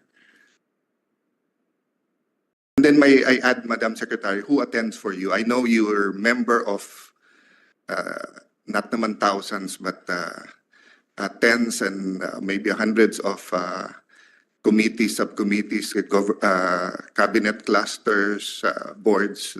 So who attends for you, ma'am, sa LLDA? Thank you very much, Madam Chair. Mr. Senator, Yusek Jonas Leones attends for us at the LLDA po. May I ask Yusek Jonas, are you familiar with the ABC project of the LLDA, DA, and City of Taguig? Just be honest, sir. I mean, you're not. I'm so sorry. You're not Mr. familiar. Not familiar, Is GM Santiago here? GM Santiago is not around, but technical expert. No, I asked him to be around. I wrote you to be around. I told you in the last budget hearing for him to be around. I was chairman of the GOCC committee. He did not attend. May meeting daw siya sa isang mayor. Why is he not here today? I wrote a letter to DNR to make sure that he is here. Thank you very much, Madam Chair, Mr. Senator. We did expect him to be here as well because in accordance with the requirement, he has sent a representative instead, si Engineer Hernandez.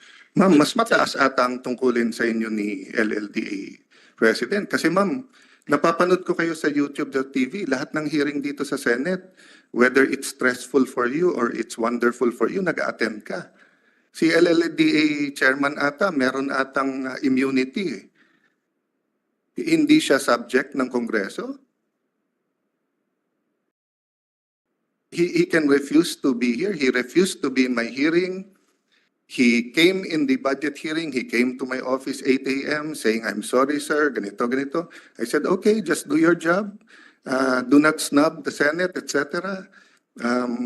Madam Chair, maybe I'll consult with you what we'll do with the budget of LLDA, but I'll continue for the chairs, for the secretary's information and information of Mr. Leones, Yusek Leones. Can you show the 45-page DA presentation? So, Madam Secretary, I don't want to bore you with all of the details. My first privilege speech in 1998 as a young congressman was LLDA, Laguna Lake Development Authority. I see the Laguna Lake, I see the authority, but I do not see the development. That's my first speech. So I am, how do I put it, the right words? Just like Senator Cynthia Villar is in love with agriculture and fixing yung mga tabing dagat, tabing baybayin, yung anti-pollution. You know, ever since I heard Architect Palafox say na yung buong Singapore ay kasya sa Laguna Lake, it just blew my mind that the provinces of Rizal, Laguna, Taguig, Muntinlupa, and the other cities can really benefit from development of the lake. No? But ma'am, while I'm showing this, can someone call GM Santiago and get to know why he is exempted? He's the only one in the whole national government. The executive secretary comes here. So dalawa lang pala sila, the president at siya. Kasi yung vice president, sabi kay secretary, he might not like what I'm gonna say, but he has to be here. So, Madam Secretary, I don't want to take the chairperson's time and Senator Jinggoy's time. I'll go through this very fast. I'll wait for. So, can you go to the next page? So, ma'am, the project is tinawag ni Secretary Darto na ABC kasi Agro-Fishery Business Corridor. So sabi niya, because nga yung since 70s may FTI, food terminal, which was the silo, the European silo system, di ba po, na kung mababa yung bili ng mga middlemen sa farmers, they put up silos like NFA and then namimili. But in the 70s, President Ferdinand Marcos Sr., di ba, he put up FTI. Long ago, meron dyan cold storage, may was at all the facilities, but then it became an industrial site. And then now of the 120 hectares binili ng Ayala Arca South, but there are still some agricultural facilities, etc. No? So naisip ni Secretary Dar, why don't we, more than just fish pens, fix something in the Laguna Lake? And then dahil may na C6 na, we invited him kasi when 4 or 5 secretaries were there building the lake. So building the small road, no, beside the lake, no. So fast forward lang, no. So the first few pages is just a briefer on what the lake is. Meron man monitor sa harap ni secretary. Ayan, okay. And then one page back. One page back. Doon sa mga fish. Can you go? Yan. So actually maraming hindi familiar, but nung nagkaroon ng malaking baha, we noticed konting ecological, how do you put it, may ma-introduce lang sa lake, ma'am. So there was a big flood before millennium, about that time, between 2000, basta there were 2 big floods, and one of them, napasukan ng janitor fish, dumami na ng gusto, tapos yung parang maliit na swordfish, di ba?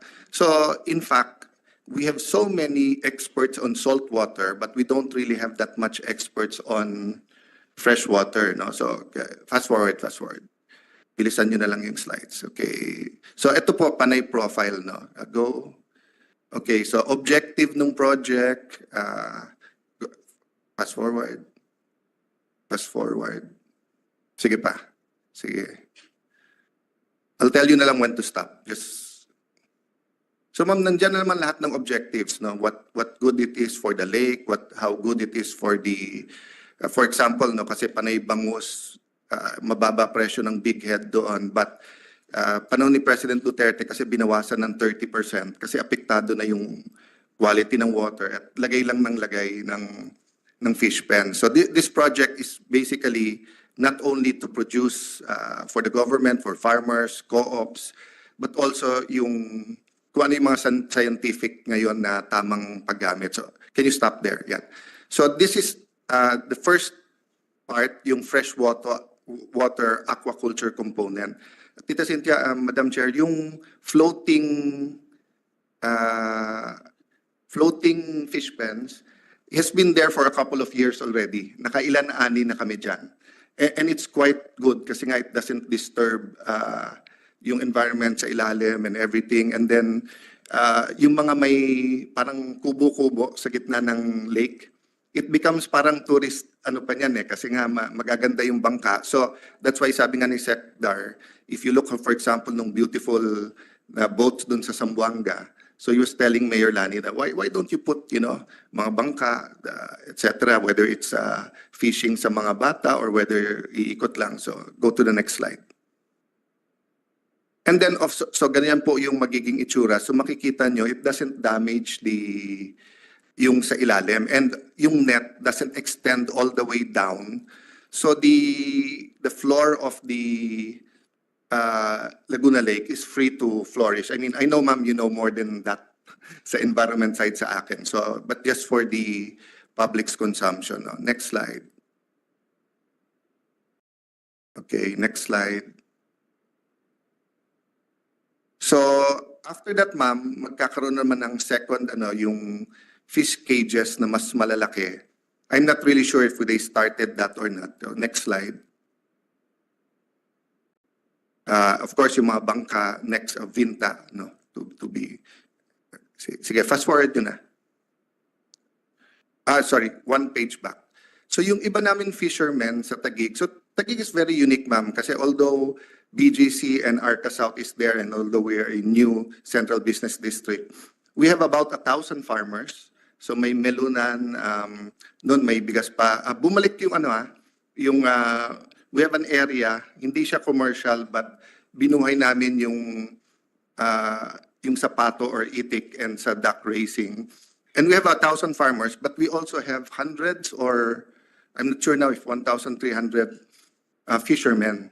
But of course, yung kumikita, ma'am, yung malalaki na meron talagang cargo transport na nakakapunta na may fish pen, di ba? Kasi nga, so the point is to show the people that government can help co-ops or put up a more sustainable way of just partly using the lake for fishing. But kasi ngayon, most of it is just fish pen.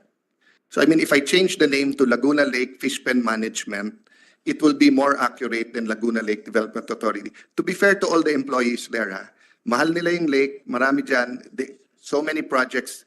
For one reason or the other, hindi na bibigyan ng focus eh. Actually, after Clark and Boracay during the Duterte administration, kasunod na to na pinupush ko kay President Duterte, nakapaglagay nga ako ng speaker ako ng 250 million for just 2 ports just to try it instead of yung Pasig River. Unfortunately, kasama sa na-capture yan nung COVID, nung pandemic. No? So ito, parang idea naman ni Secretary Dar. Can you forward? Okay.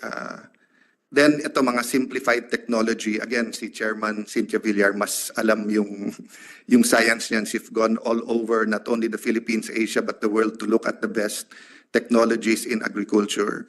Forward, please. Okay. Magkakaroon yan, ma'am, ng wharf and storage. Tapos we're talking to FTI whether doon ilagay yung cold storage. But the most modern cold storage in Southeast Asia is near there, is in my barangay, Bagumbayan. In fact, they help so much during the pandemic dahil sa storage nung vaccines, no?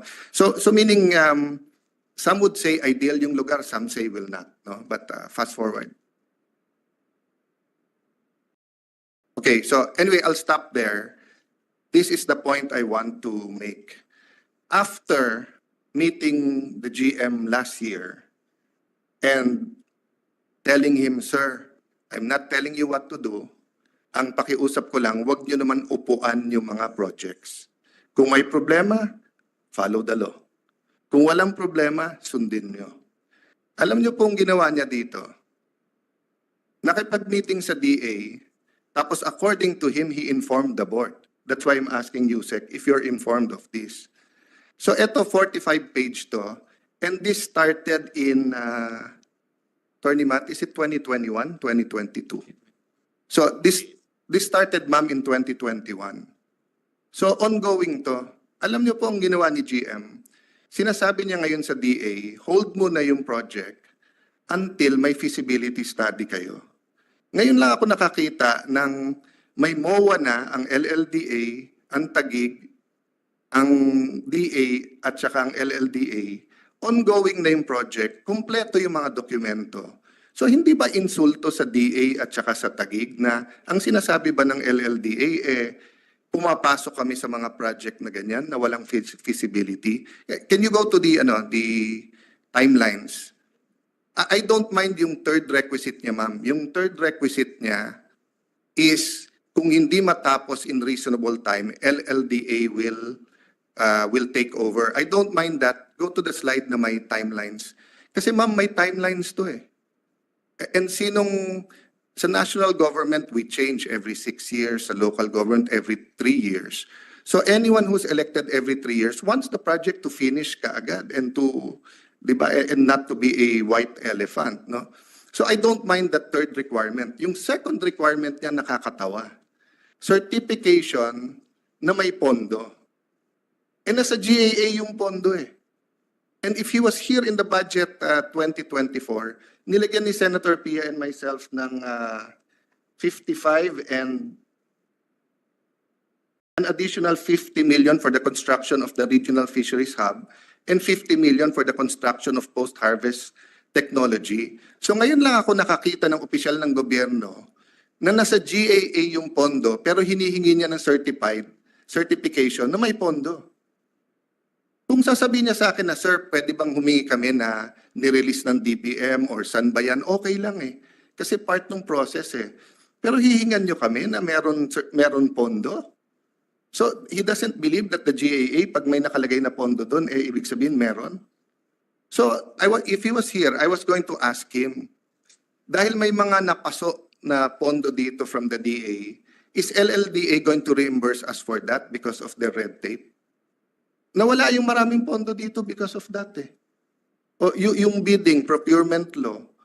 Diba? If someone wins or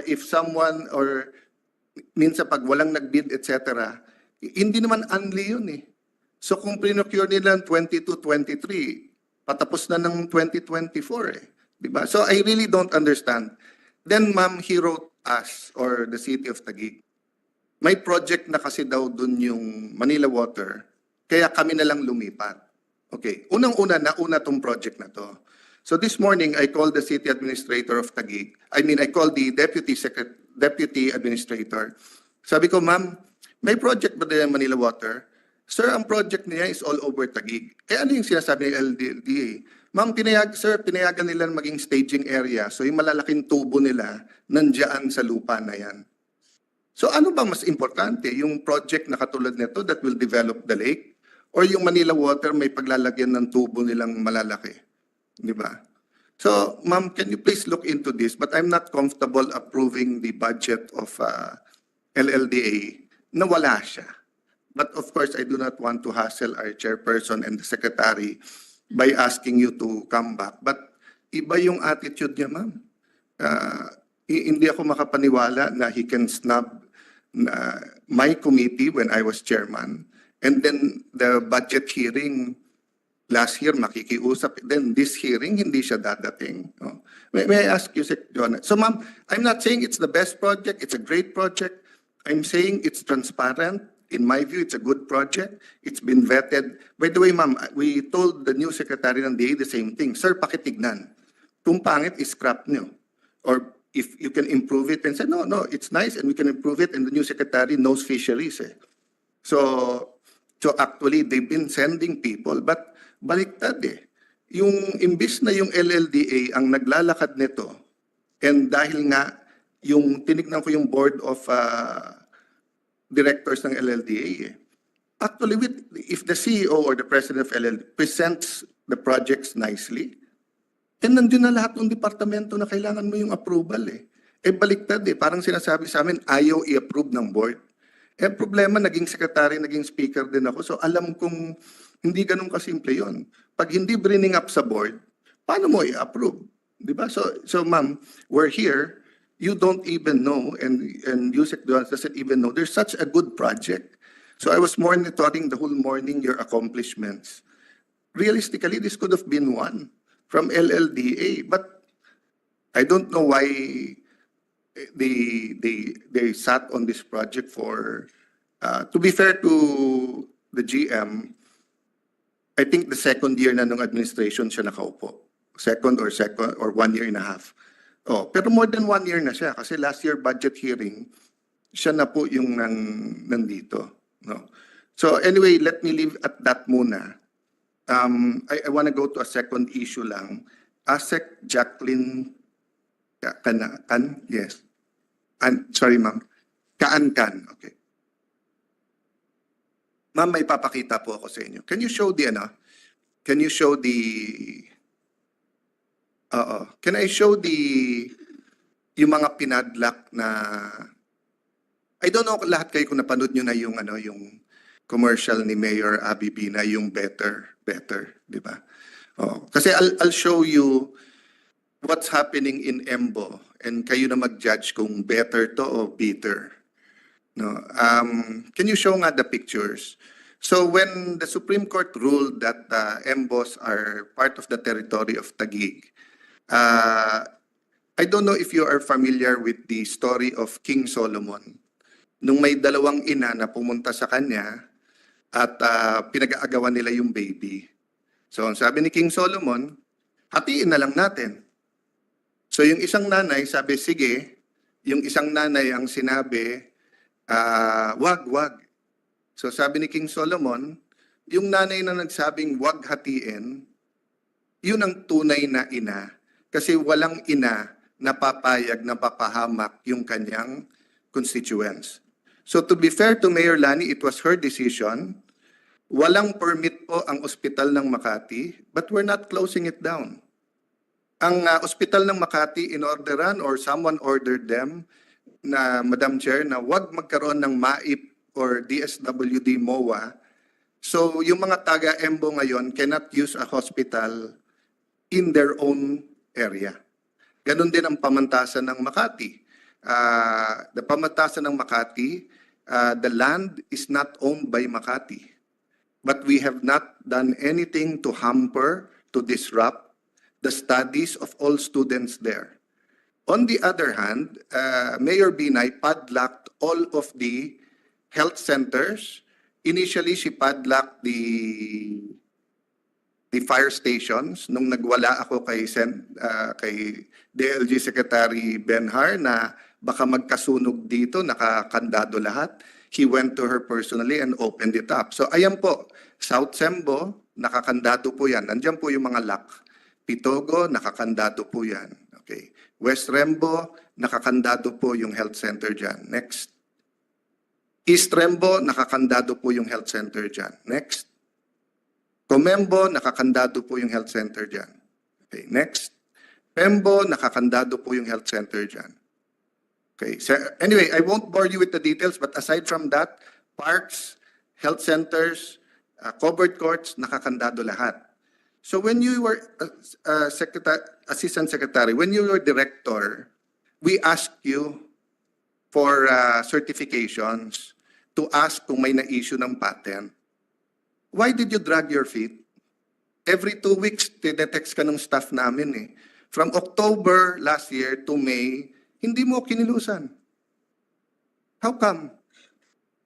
So that's why I showed you all of that, because these people are suffering, not directly because of you, it's because of the actions of Mayor Abby Binay, but here we're trying to remedy it. Nung last budget hearing, pumunta sa amin, we wrote you, then pumalit sa'yo si Director Matias, kumilos ka agad siya, then we told him na may mga problema, then did you resume ba? Or as, but from October to May, every 2 weeks, tinatanong ko sa staff ko ano na nangyari. Pinapakita niya sa aming Chief of Staff na tinetext ka niya, hindi kayo nag-issue. Anong problema? Is that the kind of service? I mean, kung Senate at Senador na nag-request sa'yo, hindi mo kinilusan, I wonder if it's an ordinary citizen. What would you do? How come you didn't act upon it? Or you don't even remember? No, I remember me, Madam Chair, the Honorable Senator of Alan Peter Cayetano. So we did na, when I was the DNR NCR Regional Executive Director, we proceeded with the issuance of all the residential free patent that had been completed in the process. So wala po ako. Ma'am, huwag niyo kaming lituhin. Wala kaming pinapatigil o pinapatuloy na issuance. Ang tanong namin sa inyo, kasi ang sinasabi ni Mayor Abby Binay, sila may-ari ng mga yan. E nabuko namin sila sa DepEd na nakapangalan sa DepEd or wala pang patent or pending pa yung patent. So even yung office nyo yung pamantasan ng Makati, sinabi pending pa yung patent. So we ask you specifically, issue a certification kung alin ang may patent at anong wala. And you answered us, lahat yan walang patent. Pero you wouldn't issue the certification, which by law you're required to do. And I'm asking you now, why didn't you even write us back? Every 2 weeks, tinetext ka nung staff ko. Apologies, the Honorable Senator, but there had been, when I was there had been continuous discussion on the legal aspect. And Hindi nyo naman kailangan ng discussion, ma'am. Certification lang tinatanong namin sa inyo. In-issue na ni Director Matias ngayon eh. In-issue na ni Director Matias. Ang tanong lang, it is a factual question. We asked you, ma'am, pakitignan mo nga, may na-issue ba dyan na patent o hindi? Di ba meron tayong batas tungkol sa transparency? Di ba pag may nag-request sa inyo na ordinary citizen, you're required by law to answer? So kung halimbawa nag-away ang GSIS at ang Senate, kaninong building to? Nalaman ng Senate na hindi pala sa GSIS to. Hindi kami pwedeng pumunta sa inyo at magtanong na, ma'am, pakitignan nga kung ito'y lupang gobyerno, may patent ba ito? For the information of the Secretary, ma'am, proclaimed land kasi lahat to eh. Hindi naman po ito commercial land. So kasinungalingan yung sinasabi ni Mayor Binay sa TV, na yung sinasabi niyang, hindi kasi pag ang Makati bumili ng lupa sa Ortigas or sa Bulacan, syempre sa amin yon pero nasa Bulacan. Hindi to binili ng Makati. Ito ay prinoklaman ni President Marcos Sr. and then na-amendahan during President Cory's time. Kaya inaalam namin kanino napunta yung pangalan. Kung sa Makati, kasi ang pwede mag-apply under the proclamation is a LGU or anyone public use na qualified. So pwede yung city, pwedeng DepEd, pwede yung barangay. Ang tinatanong lang namin sa inyo, ma'am, meron bang patent? At hindi mo kami pinansin, dinedma mo kami. You want me to show in the screen lahat ng text dito? So in the meantime, all of these people are suffering. Kamag-anak ni Poncio Pilato yung secretary natin ng Department of Health. So imbis na puntahan si Mayor Binay at sabihin buksan yan, katulad ng ginawa ni Secretary Benhar, naghugas siya ng kamay, nagpadala sa DOJ ng hindi namin alam kung sino may-ari niyan. Kung in-issue mo sa amin yon, binigay namin sa kanya, alam nyo ba ma'am, mga bata na bagong panganak na kailangan ng bakuna, pinapadalan pa namin ng sasakyan everyday galing sa EMBO dun sa existing health center namin. So wala kayong pakialam? That's the effect. Did we have to explain to you this way? Does everyone asking for a certification from you have to explain this way to you? Hindi ba nasa batas naman na pag humingi sa inyo, magbigay kayo? I do not believe you're a bad person, ma'am. I do not know you. So I'll make no judgment. Pero sasagot mo pa lang kanina, ma'am eh. The ongoing, etc. Hindi naman yun ang tinatanong namin eh. Next question, ma'am. I made my point there. Last year pa, sinabi nyo sa amin, pending yung application ng pamantasan ng Makati. Di ba? Tama? Correct? Please use the mic. Correct? Yes po. Are you familiar with the Supreme Court decision? Yes po. So now, is Makati qualified to apply for that land? Yes or no? Based on the evaluation po, yes po. Ang nakalagay sa proclamation, ang pwede lang Tagig po. Tagig. Tagig. So Makati has no right to apply, di ba? Actually, So you mean Parañaque can apply sa Signal Village sa Taguig? no po. Kasi ang proclamation sa Taguig, Taguig lang, di ba? Taguig. Oh, so nung nag-rule ang Supreme Court, bakit hindi ka mapagbigay ng ng diretsong tanong? Sa proclamation, yung LGU lang ang pwedeng mag-apply, di ba? Oh, sino ba ang LGU ngayon? Taguig. Taguig. So pwede ba mag-apply ang Makati? Why can't you say no loudly, ma'am? No, actually po, just want to, No, to you can explain later, but answer me yes or no so that I know. Oh, yes or no? Can Makati apply for an area in Embo? no po. No. So why haven't you denied their application? You can explain, yes. Actually po, it was a process then that we were reviewing. That's why I sought also opinion from the legal and everything po, no? And then, yun pong end of pipe na yun, na naalis na ako dun sa NCR, kaya po because of the process that we did in the review po. And then we sought also But ma'am, advice from the ay legal. puputulin kayo doon ha. Anyone here na mamumulitika, i-ignore nyo. But it's a simple legal question. Burahin mo yung Taguig, burahin mo yung Makati, burahin mo yung Cayetano, burahin mo yung Binay. Just follow the law. The law says that it's the LGU na may jurisdiction kung apply. The Supreme Court said it's Taguig. It's 1 year already na binbin sa inyo. So this is causing many problems. You want us to go through litigation for another 30 years. So Madam Secretary, may I ask that we look into this? And you know, I tell that to my staff. When I was in DFA, I tell that to my staff when I was the speaker. Do not come to me with names. Come to me with the facts, the legal issue, diba? And the opinion.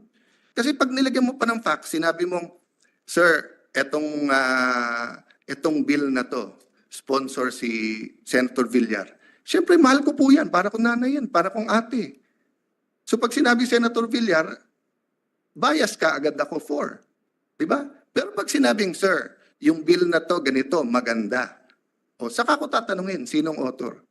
Diba? So what's the problem with us asking for certifications and everything? By the way, Madam Secretary, in-issue na ni Director Matias. We're just going through it today. We don't want you involved in any politics. We want, Congress and the Senate to respect you. But it's factual eh. Ang tanong lang namin, etong lupa na to, meron bang patent o wala? Kung meron, penging kopya. Kung wala, bakit wala? And that's all public records. Diba? But ASEC, I'm not, as I said, I'm not judging you as a person because I don't know you. Pero hindi ayos na October to May. And if you ask me now, ba't ngayon na ako umangal? Baka tama, baka mali. Sabi ng staff ko, sir, Pabayaan mo na ma-promote. Kasi kay Director Matias gumagalaw eh. Kay ma'am, hindi eh. Hindi kami sinasagot minsan pag tinetext eh. Di ba? Do we need a department order to say? Or do I have to text you myself bago ka sumagot? Kasi medyo busy ako ng ma'am ng konti. Marami din ang committees, marami din ang responsibility. After this, we have to have a press con about the new Senate building. So it's not easy. Do I have to text you myself or will you respect us if staff namin? Sir Yusek, by the way, Chief of Staff ko mismo ang nagdi-deal na rin kay GM. Hindi ordinary, hindi staff to staff. Chief of Staff ko mismo. Siguro naman sa Senate po, ma'am, after us, maybe our COMSEC or our Chief of Staff, sila na po yung alter ego namin kasi isa lang katawan namin eh, di ba? So I'd just like to put an emphasis on that. If you were afraid, ma'am, na kawawa mga taga-Embo if you gave the certification, etc., okay lang eh. But you've seen, Taguig has always put first the interest of the people. We have not closed down anything. We have supported them. On the other hand, nagsasuffer yung taga-Embo. Muntik na nga sila hindi pinayagan magboto eh. Di ba? So, Madam, I've taken up much time but I want to take up lang yung sa reclamation. I asked the DPWH. So sabi ko sa DPWH, at Tita Cynthia, sabi ko, Madam Chair, some people say that all reclamations are bad. Some say, no, if you do it the right way, it's okay. And of course, I've been to Hong Kong and Singapore, and they've grown in land area. And although lately, dahil sa massive different sa climate change, may baha na rin. But in the 80s, 90s, early 20s, parang okay naman yung reclamation. So ang tinanong ko kay Secretary, does the DPWH evaluate the plans in terms of the engineering part? Sabi niya, no, they have nothing to do with it. So, ang question ko, ma'am, DNR does these studies sa environmental side, tama po ba? How about sa engineering side of it, ma'am? Diba? I mean, kasi diba, you can have a ECC saying that basically, pag nag-ano ka dito, it won't be perfect, but it's acceptable sa environment. But, ididikit mo ba sa lupa? May channel ba? Saan nakaharap? Saan ilalagay yung kalye? Lalagyan mo ba ng labasan yon? I mean, I'll be more than happy to accept an answer na hindi DNR if we don't know. I'm just trying to find out. Kasi nung bumahan ng husto, may mga nagbintang sa reclamation. To be fair to them, I don't think it's only that. But just to be sure, I also want to make sure that, kasi pag tapos na yon, nagawa na, napakalaking pera na, hindi mo na mababago yung how they do it, di ba ma'am? And I'm a little bit familiar sa Laguna Lake. When Secretary Villar decided to do the road dike, 1,100 hectares was left outside.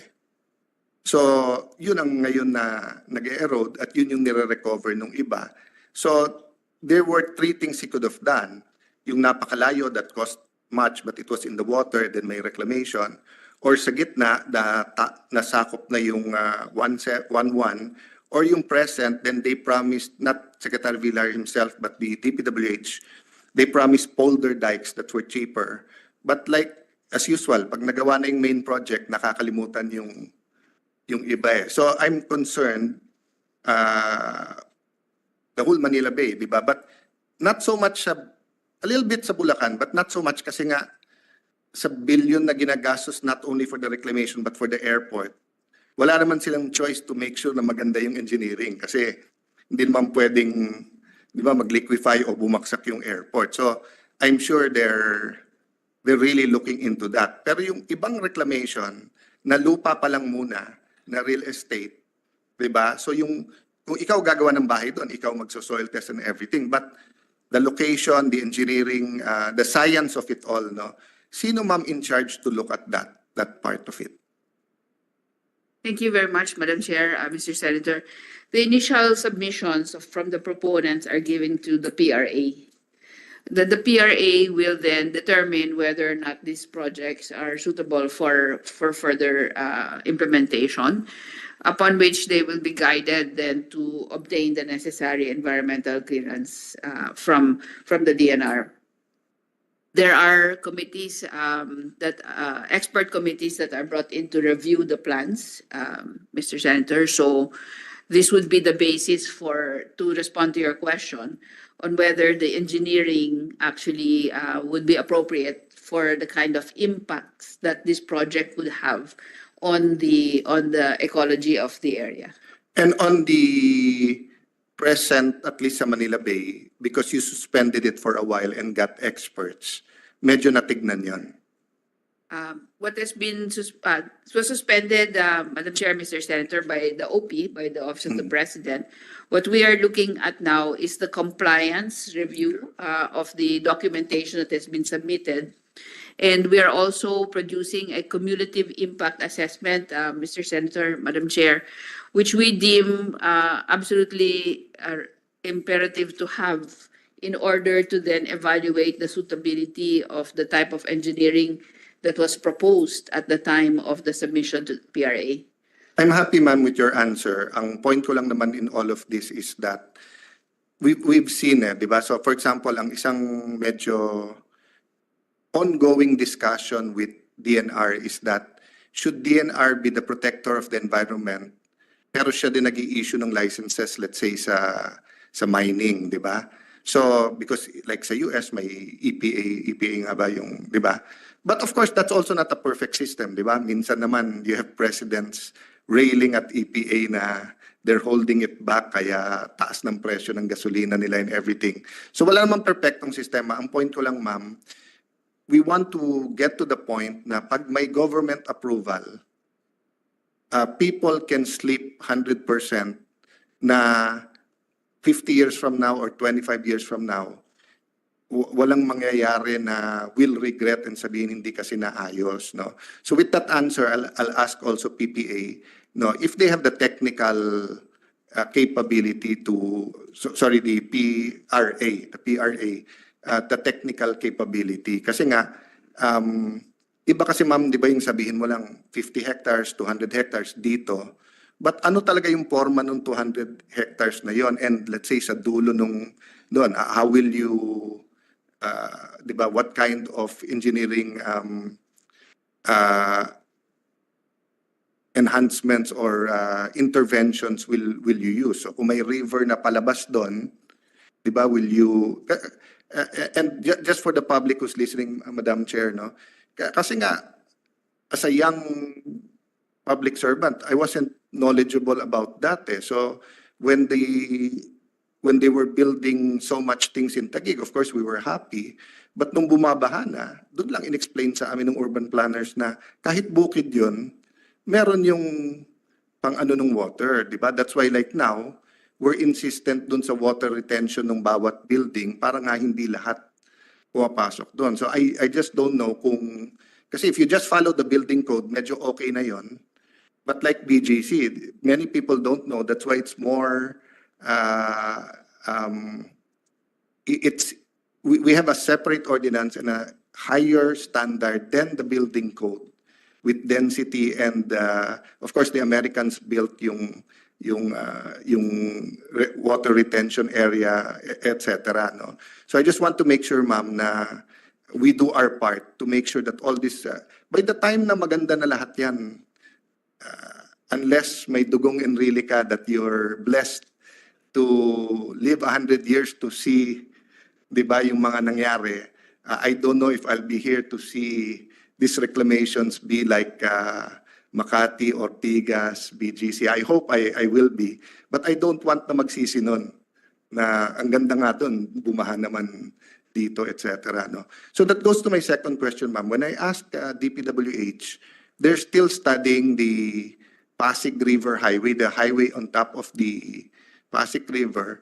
And our Bishop Milo of the Catholic Church and many NGOs, have brought up concerns to us.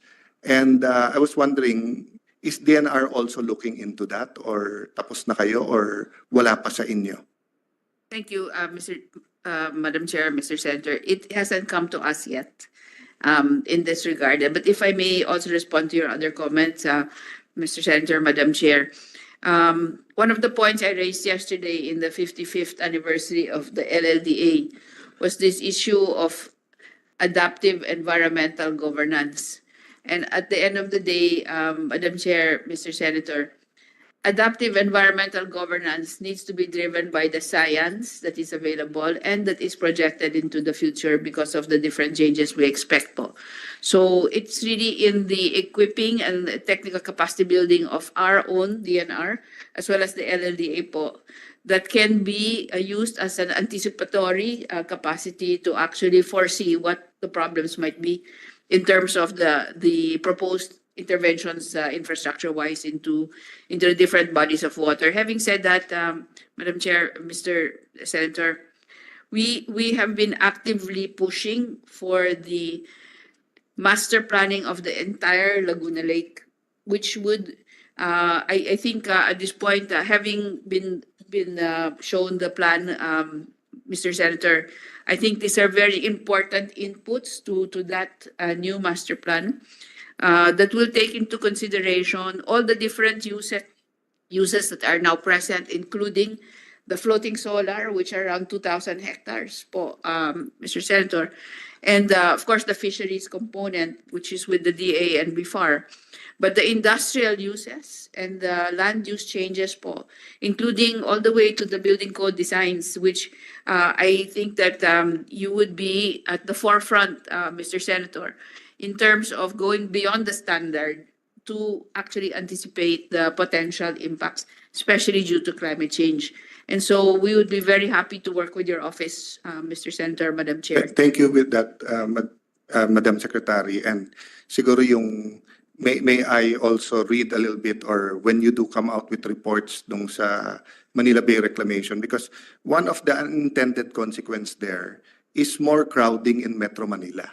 So I do understand why economically, financially, it's feasible. Kasi for the same peso per peso, mas malaki talaga profit sa Metro Manila, and all the infrastructure is here, malapit sa airport, and Manila Bay is Manila Bay. Diba? It's one of the most beautiful bays in the world. Diba? The Sunset have launched many courtships and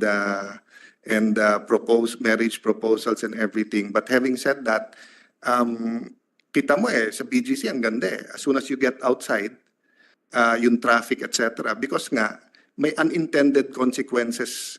So even if the actual reclamation is okay, vis-a-vis the whole Metro Manila and the whole, I mean, if you look at the map, di ba? Nagsiksikan talaga lahat ng Pilipino dun sa pinakamakitid sa Metro Manila. That's why we should really go towards Bicol and go towards Nueva Ecija, Rizal, etc. Having said that, ma'am, hindi ba, may I propose lang, I mean, or ask you as a favor to bring it up sa cabinet cluster, hindi ba dapat baliktad kung may proposal, katulad ng PAREX, dapat DNR muna? Kasi kung mauna yung engineering at saka yung financial, tapos kontrabida na naman yung environment.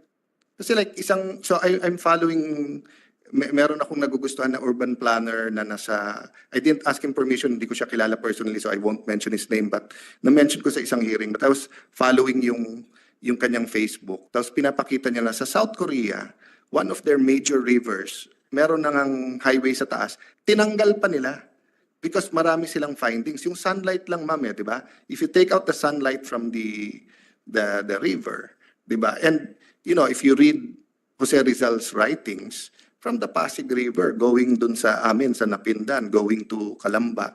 Diyan yung ang tabo, di ba? Yung boat and everything. So, and pinapaganda nga ngayon yung Pasig River, di ba? So, I was really wondering, kaya lang nakita ko in my, I don't mean to hit anyone or anything, pero, you know, whether it's a giant museum, it's a giant airport, it's a giant mall, even the Senate building. Pag lahat kompleto na yan, tapos may problema ka sa environment, let's say puputol ka ng puno, to follow na lang yan. Pero kung nauna yung environment, sandali sir, 1,000 yung puno dyan, hanap muna tayo ng iba. Mabilis din humanap ng iba.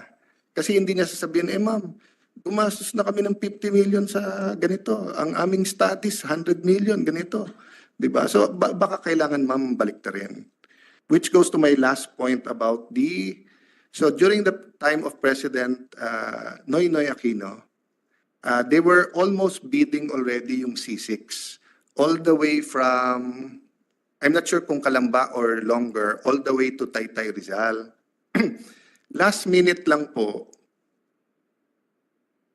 umayaw yung mga bidders because naglagay sila ng contingent liability na kung masira yon or bumaha, yung kung sino man manalo has to pay. And that was a deal breaker during that time. So nagulat ako na meron pong ina-approve ngayon from San Pedro, Laguna, up to Bicutan, Taguig. Pero uutangin na sa ADB. So since si Yusek Leones ang nasa LLDA, has this been brought already to the attention of LLDA? Hindi pa. According to DPWH, last budget hearing, pinag-aaralan pa. January, hindi na daw tuloy. Nakita ko sa Facebook, pinapropose na. Then the President mentioned it already. So I brought it up in the budget hearing ng DPWH. They're still studying it now. So I just wanted to know, Yusek, was it brought up na to LLDA? Perhaps, good Senator, you're referring to the Laguna Lake Road Network? Yes. The phase 1. I think there's already ongoing activities there per LLDA. And we review it the DPWH appeared before the board and justify, and it's a priority project of the government. So it's already So done deal. I won't debate with you, and if it's a done deal, then I'll take it up with DPWH. Marami kasi yun so I don't know which one's phase 1, but I'm talking about San Pedro to because nga sa akin kung dati i-PPP nila, bakit ngayon uutangin? So nung tinanong ko si secretary, hindi baka i-bid nila later on. So sa akin medyo nahilo ako sa ganun sistema. But having said that, during the administration of President Aquino, we studied that. And if you have ganung kalaking road network, you either have, kailangan mo buhayin yung Parañaque Spillway, kung saan yung tubig alat at yung tubig can go back and forth from Laguna Lake back to Manila Bay, or bubutasan mo yung Rizal Mountains going to the Pacific. And in fact, we proposed a funding for that. Na mag-reclaim kayo pang real estate, but aside from a real property tax, because that will be really an expensive property on the lake, put parang a sinking fund or a floating fund, to not use sinking, a fund that will go to pay for that. Ang point ko doon kasi, Yusek, I know you have no power to stop DPWH, but you have the power to say whether it's good or not for the lake. We always put the first project na economically and financially viable to follow yung environmental and it doesn't come because it's expensive. So ubusin muna natin fossil fuels, gamitin natin yung pera para linisin. Walang pera para linisin. That's why dun tayo sa clean energy, So can you take a second look at that? And I will ask DPW, dahil sabi nila sa akin, hindi. Unang-una, wala silang kakabitan sa Bikutan because, not to make excuses, Madam Chair, but yung kanto sa Lower Bikutan, I live there So dati yon 3-minute drive. Ngayon, it's about 15 to 30 minutes doon lang. And I sent Secretary of DPWH a drone shot of gaano kapuno yun. So sabi ko sa kanya, kung ikakabit niyo yung highway doon, yun po pinalapad ni Secretary Mark yun from 4 lanes to 8 lanes o 6 lanes. Pero hindi ka pwede maglagay ng overpass doon dahil dadaan sa DOST. At ang DOST hindi pumayag sa subway doon because yung vibrations will affect all their laboratories there. So I was telling Secretary of DPWH, sir, kung may iba kang lalabasan, kasi yung proposal during Duterte's time, 1,600 ancestral homes naman ang tatamaan. That's why Secretary Mark, pinagbigyan ako na ilipat na lang ito dito sa General Santos. Hopefully na pwede doon. But after the pandemic, dumami na yung kotse. So sa amin is both traffic and being sensitive to our constituents, Camp Bagundiwa, PUP Taguig, DOST, but also the environment. If we keep building roads along the Laguna Lake, but wala yung tunay na what do you call that, ma'am, yung dredging, di ba? And then hindi nakakapasok yung tubig alat. It's an ecological disaster. It won't be 25 or 50 years, baka 10, 15 years pa lang from now. The road dike, ma'am, nung ginawa yon, sabi, there's no way na aabot yung tubig doon. Pero nakadalawang storm na parang 1 foot na lang. Pero before that, it was more than, I think it was 1.5 meters or something, yung taas ng road dike, di ba? So the climate and the ecology environment is changing. Dati, ma'am, yung isang engineering intervention last probably 50, 100 years. Now, mas mabilis yung ecological change than the engineering intervention. So kung hindi tama yung engineering intervention, minsan 10, 15 years lang, iba na. So can I request that you look into that? And can I thank you and the chair? Asek, pasensya ka na. I mean, there's no doubt I'm emotional about that issue. Kasi kawawa mga tao. But I'll stop there. But I hope you learned your lesson na people don't have to explain to you what they need it for. Just do it. Diba? Yes, please. Go ahead. Yeah, you want to say something? Go ahead, ma'am. Yeah. If I may po, Yes. I would just like to apologize for the delay, but just to clarify po some points, although it's not an excuse na ma-delay po yung pagsagot po sa inyo, including of course sa mga messages ni Chief of Staff po ninyo, no? But it was a process po wherein nagkaroon nga sa internal po ng mga, naghingi ako din ng advice sa legal, and then but I was looking at the document po kasi hindi ho ako nag-uupo ng papel eh. Senator. So, ano nangyari po September? Magpaliwanagan lang tayo together, ma'am. But I'll tell you what happened. Your office communicated already to us. Sinabi na tinignan na namin walang patents on several areas. So simple lang yung request namin. Yes po. Put it on writing. You did not. So let's not waste na the time. Mag-usap na lang tayo Yes, because I Senator. just want it Yes to be an example that let's not allow it to happen. Now, if you're saying that there were some regulations, etc., regulations tayo din gumagawa nun. Kung may mali sa regulations ng DNR, palitan nyo. Yung batas, wala kayong choice kami. Yes po. So kung nakalagay sa batas, you cannot issue a certificate within 30 days, wala kang magagawa. Eh wala namang ganung batas, ma'am eh. Yes po, Senator. The original Thank you, thank you, Mr. Senator, Madam Chair. We will take this matter up internally and also communicate with you on the resolution po of this. Thank you so much, Mr. Senator. Just to speak to your final points. I just want to make a comment on that Parañaque spillway. Kasi yan, project yan ng Public Works long time ago to be done by JICA, I think. Alam mo, ayaw nang pumayag nung Muntinlupa kasi sisirain ng isa nilang barangay. Isang barangay ng Muntinlupa. Ayaw din pumayag ng Parañaque kasi bumabaha na sa Parañaque. At ayaw rin namin pumayag kasi bumabaha na yung Manila Bay. Tapos dadagdagang pagkaling from Laguna Lake. Walang gustong pumayag dyan sa spillway na yan. Kung gusto nyo maglagay ng spillway, dalhin nyo dun sa Pacific Ocean. Doon kayo gumawa ng way. Huwag sa amin kasi malaki na rin ang problema namin sa Manila Bay. Ang Bacoor, grabe na baha kami. Kaya kami ayaw ng reclamation. Kami babaha. 6 to 8 meters na ang prediction sa amin pag pinayagan namin ng reclamation.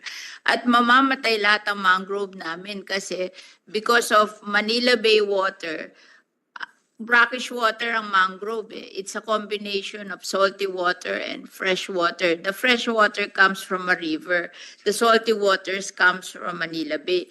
Kung tinambakan na yung Manila Bay, patay lahat ang mangrove namin sa Las Piñas, Parañaque Wetland Park. So talagang out of the question na yan eh. So, Ma'am, I agree with you and I'll give the Secretary the last word. But I forgot to say, I also favor yung Pacific. And in fact, will propose a funding from the reclamation. But having said that, nabanggit nyo yung comprehensive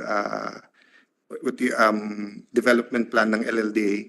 I commit to help work for that funding if by the time you get to the plenary, I mean, if it's ADB or JICA type that sila magfa-fund, etc. But kung, if it's 50 or 100 million, ang balik sa atin yan is not only a billion, hundreds of billions, baka much more. So I'll personally be more than happy to push for X amount, but give us an idea lang, ma'am, of something of that magnitude. Ano yung funds? And secondly, please, Yusek Jonas, i-compare mo yung BCDA law sa LLDA law. That's what we're doing, and I talked to Senator Chairman Mark, who took over the committee on government corporations. But I'm working on BCDA and LLDA pa rin. Ako pa rin yung vice chairman in charge. But, BCDA, grabe ang development. But they were given some things na hindi binigay sa LLDA. No? So baka it's time also with the master plan na ma-amend yung LLDA law. So ma'am, you can have the last word, but thank you for listening. Thank you, Madam Chair. Thank you, Mr. Senator. I just wanted to share also that as part of the cumulative impact assessment of the reclamation projects in Manila Bay, we have engaged a regional planner to also, so you mentioned, Mr. Senator, yung urban planning, and we have actually engaged as part of the cumulative impact assessment team, a regional planner to look at the impact of these proposed reclamation projects on the regional load of people, solid waste, water, power, in order to say what would really be needed in order to sustain if this were to go through.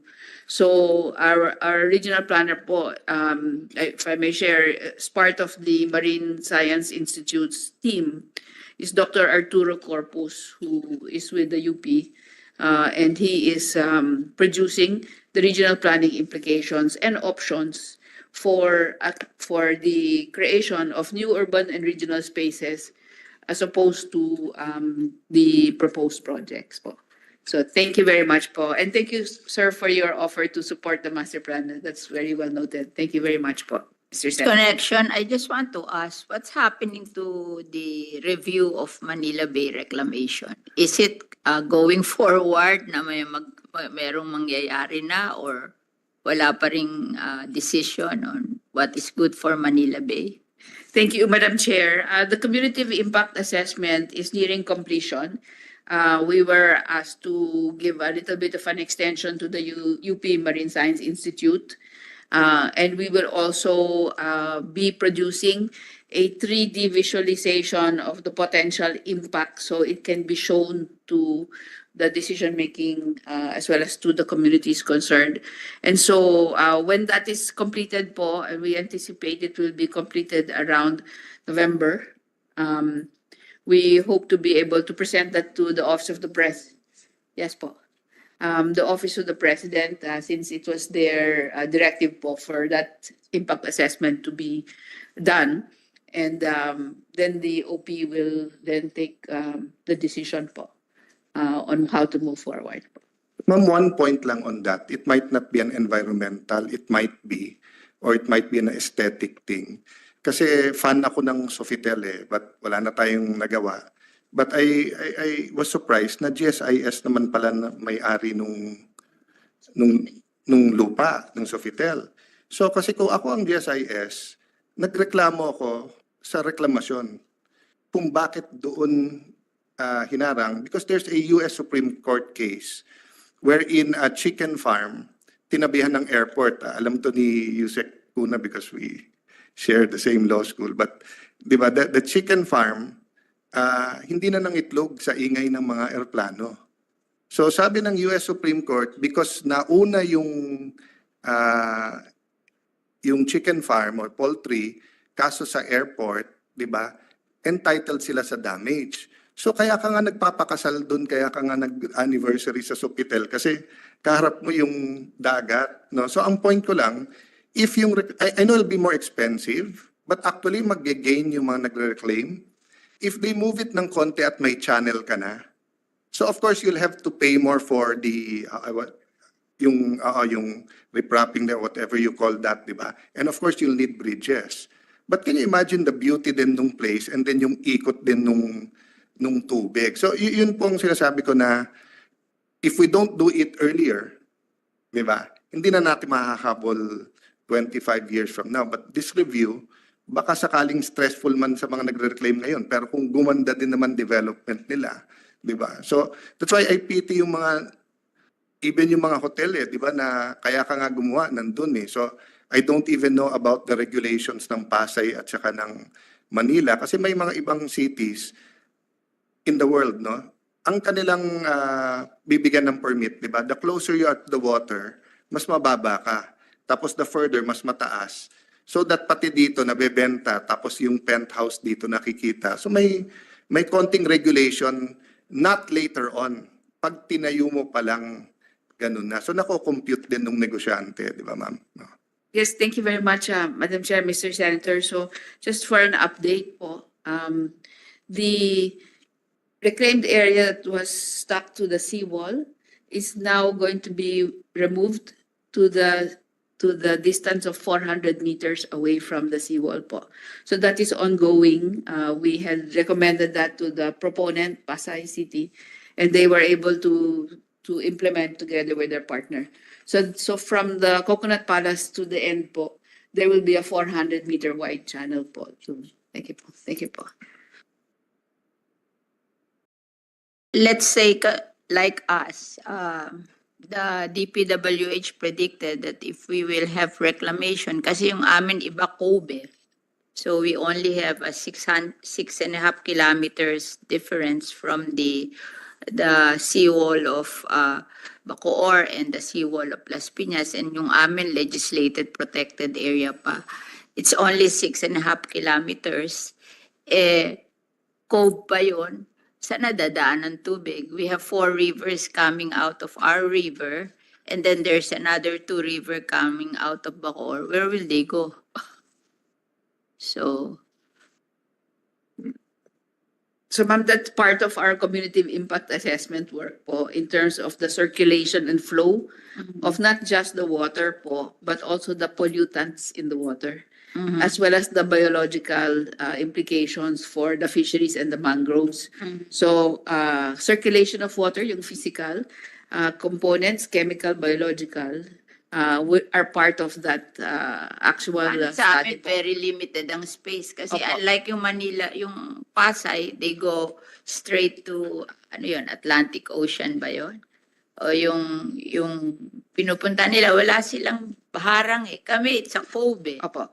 So, we are limited to that 6.5 kilometers, and Cavite has 2 rivers, kami 4 rivers. Where will the water go? So ma'am, that's part of our modeling po that we're doing now in the community impact assessment, the physical movement of the water po. And then, we hope- to make it worse, it's a legislated protected Yes, area pa. Yes, And we have to preserve our mangrove Yes, and our bird sanctuary.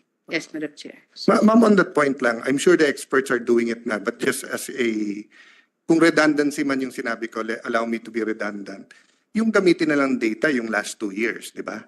Kasi kung gagamitin lang data, let's say sa rainfall, sa amount of water, if they use the last 20, 25 years, sobra ng, yung, just the last habagat, di ba? Who, right after the SONA, who, even when we had, nagkaroon tayo, Madam Chair, ng habagat na walang pasok din sa Senate ng 1 week, it was, I think, during Senate President Enrile's time. Grabe din yun. And we thought that was already, and that was the first time na yung sa both Manila Bay and, well, first time at least that I saw it, and sa Sofitel na tinamaan na yung, diba, that's why they had to repair yung sa may Manila Bay, dito sa may Rojas Boulevard. So I think if they average it still won't work. They really have, I don't know the science, but I think the last 3 years is a better indication of what, and di ba ma'am, assuming extreme yung last 3 years. Kung extreme pa rin the next 20 years, safe pa rin tayo. But assuming bumalik sa dati at mas konti, then we just overbuilt, walang mawawala. So may I just say that, and if it's redundant, okay lang, but if hindi, if they're using a 10-year, 15 years, especially kung foreigners, kasi meron silang standard dyan na 10-year o 15-year na sa studies nila. Pero iba talaga the last 3 years. So pag in-average nila, bababa yung standards natin Yes, thank you very much, Madam Chair, Mr. Senator. So typically po ang ginagawa, to look at the normal and to look at the extreme, so that you have scenarios po in terms of the planning decision making po. But di ba ma'am, the new normal is the extreme So that's the problem. So even if you say na it's once every year na lang, but still buong Metro Manila, halos buong Cavite, halos buong Bulacan, di ba? I mean, sa Bulacan, Bulacan's not known for flooding, but then suddenly every year, di ba? Thank you very much, Mr. Senator. We will make sure that the extremes are in fact incorporated, and that is really one of the scenarios po. Thank you po, Madam Chair. Mr. Senator. Thank you po. Okay. I guess we have done a lot, and I just want to summarize our concerns.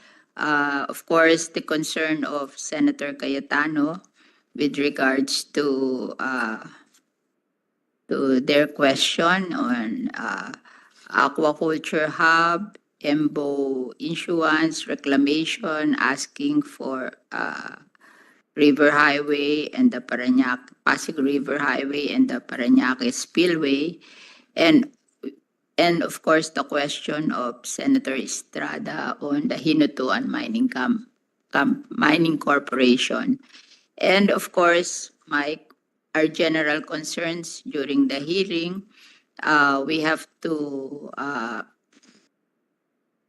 I'm particularly interested to review the budget of the legislated protected area because it was cut and it's now 114 going 124. So I thought that we should review that. That's very small relative to what it has been when it was only 13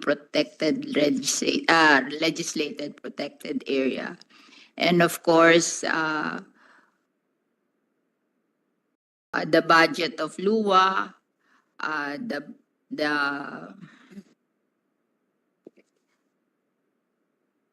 the list of waterways going to Manila Bay, the list of composters and tracers that you have distributed, the EPR implementation, and the potential salt production area, the loss and damage farm study, fund study, and I'm also concerned about the wastewater, the water agency reorganization. I'm concerned about that. And what is the implication of if we pass the tree planting bill on your budget on the greening, diba? And of course, I'm very interested what would be the outcome of the study in Manila Bay. So with that, Madam Chair, and can I just find out, GM Santiago, anong excuse niya? Why isn't he here? Sorry, Senator, we have been calling him, but it seems that But he's so busy. I- I We'll mean, try to, we'll try Secretary, to, but we'll take that. you're going, the whole department, if this was in the House or my earlier version of me deferred yung budget, but you should not be punished for someone who, but ganun yung attitude, so please look into it. No? Thank you. Yes. And sa plenary, he cannot be absent. wish to inform the senator that we are not approving the budget today. We are suspending the hearing of the budget until these requirements are fulfilled, and then we'll schedule another hearing. So we have to finish all this that we want to clarify, diba? So maybe, Madam Chair, he can be here the next hearing and be accountable. No, again, I'm not holding the whole LLDA. I think there's a problem with him or his attitude with projects. Thank you. Thank you very much, Madam Chair, and well noted, and Mr. Senator, well noted. We extend our gratitude to the senators, DNR officials, and other guests who participated in today's budget hearing. Although today's discussion has provided us with valuable insights, we believe additional time is needed to address the remaining questions. So therefore, we will schedule another hearing after this. We are suspending the hearing. Thank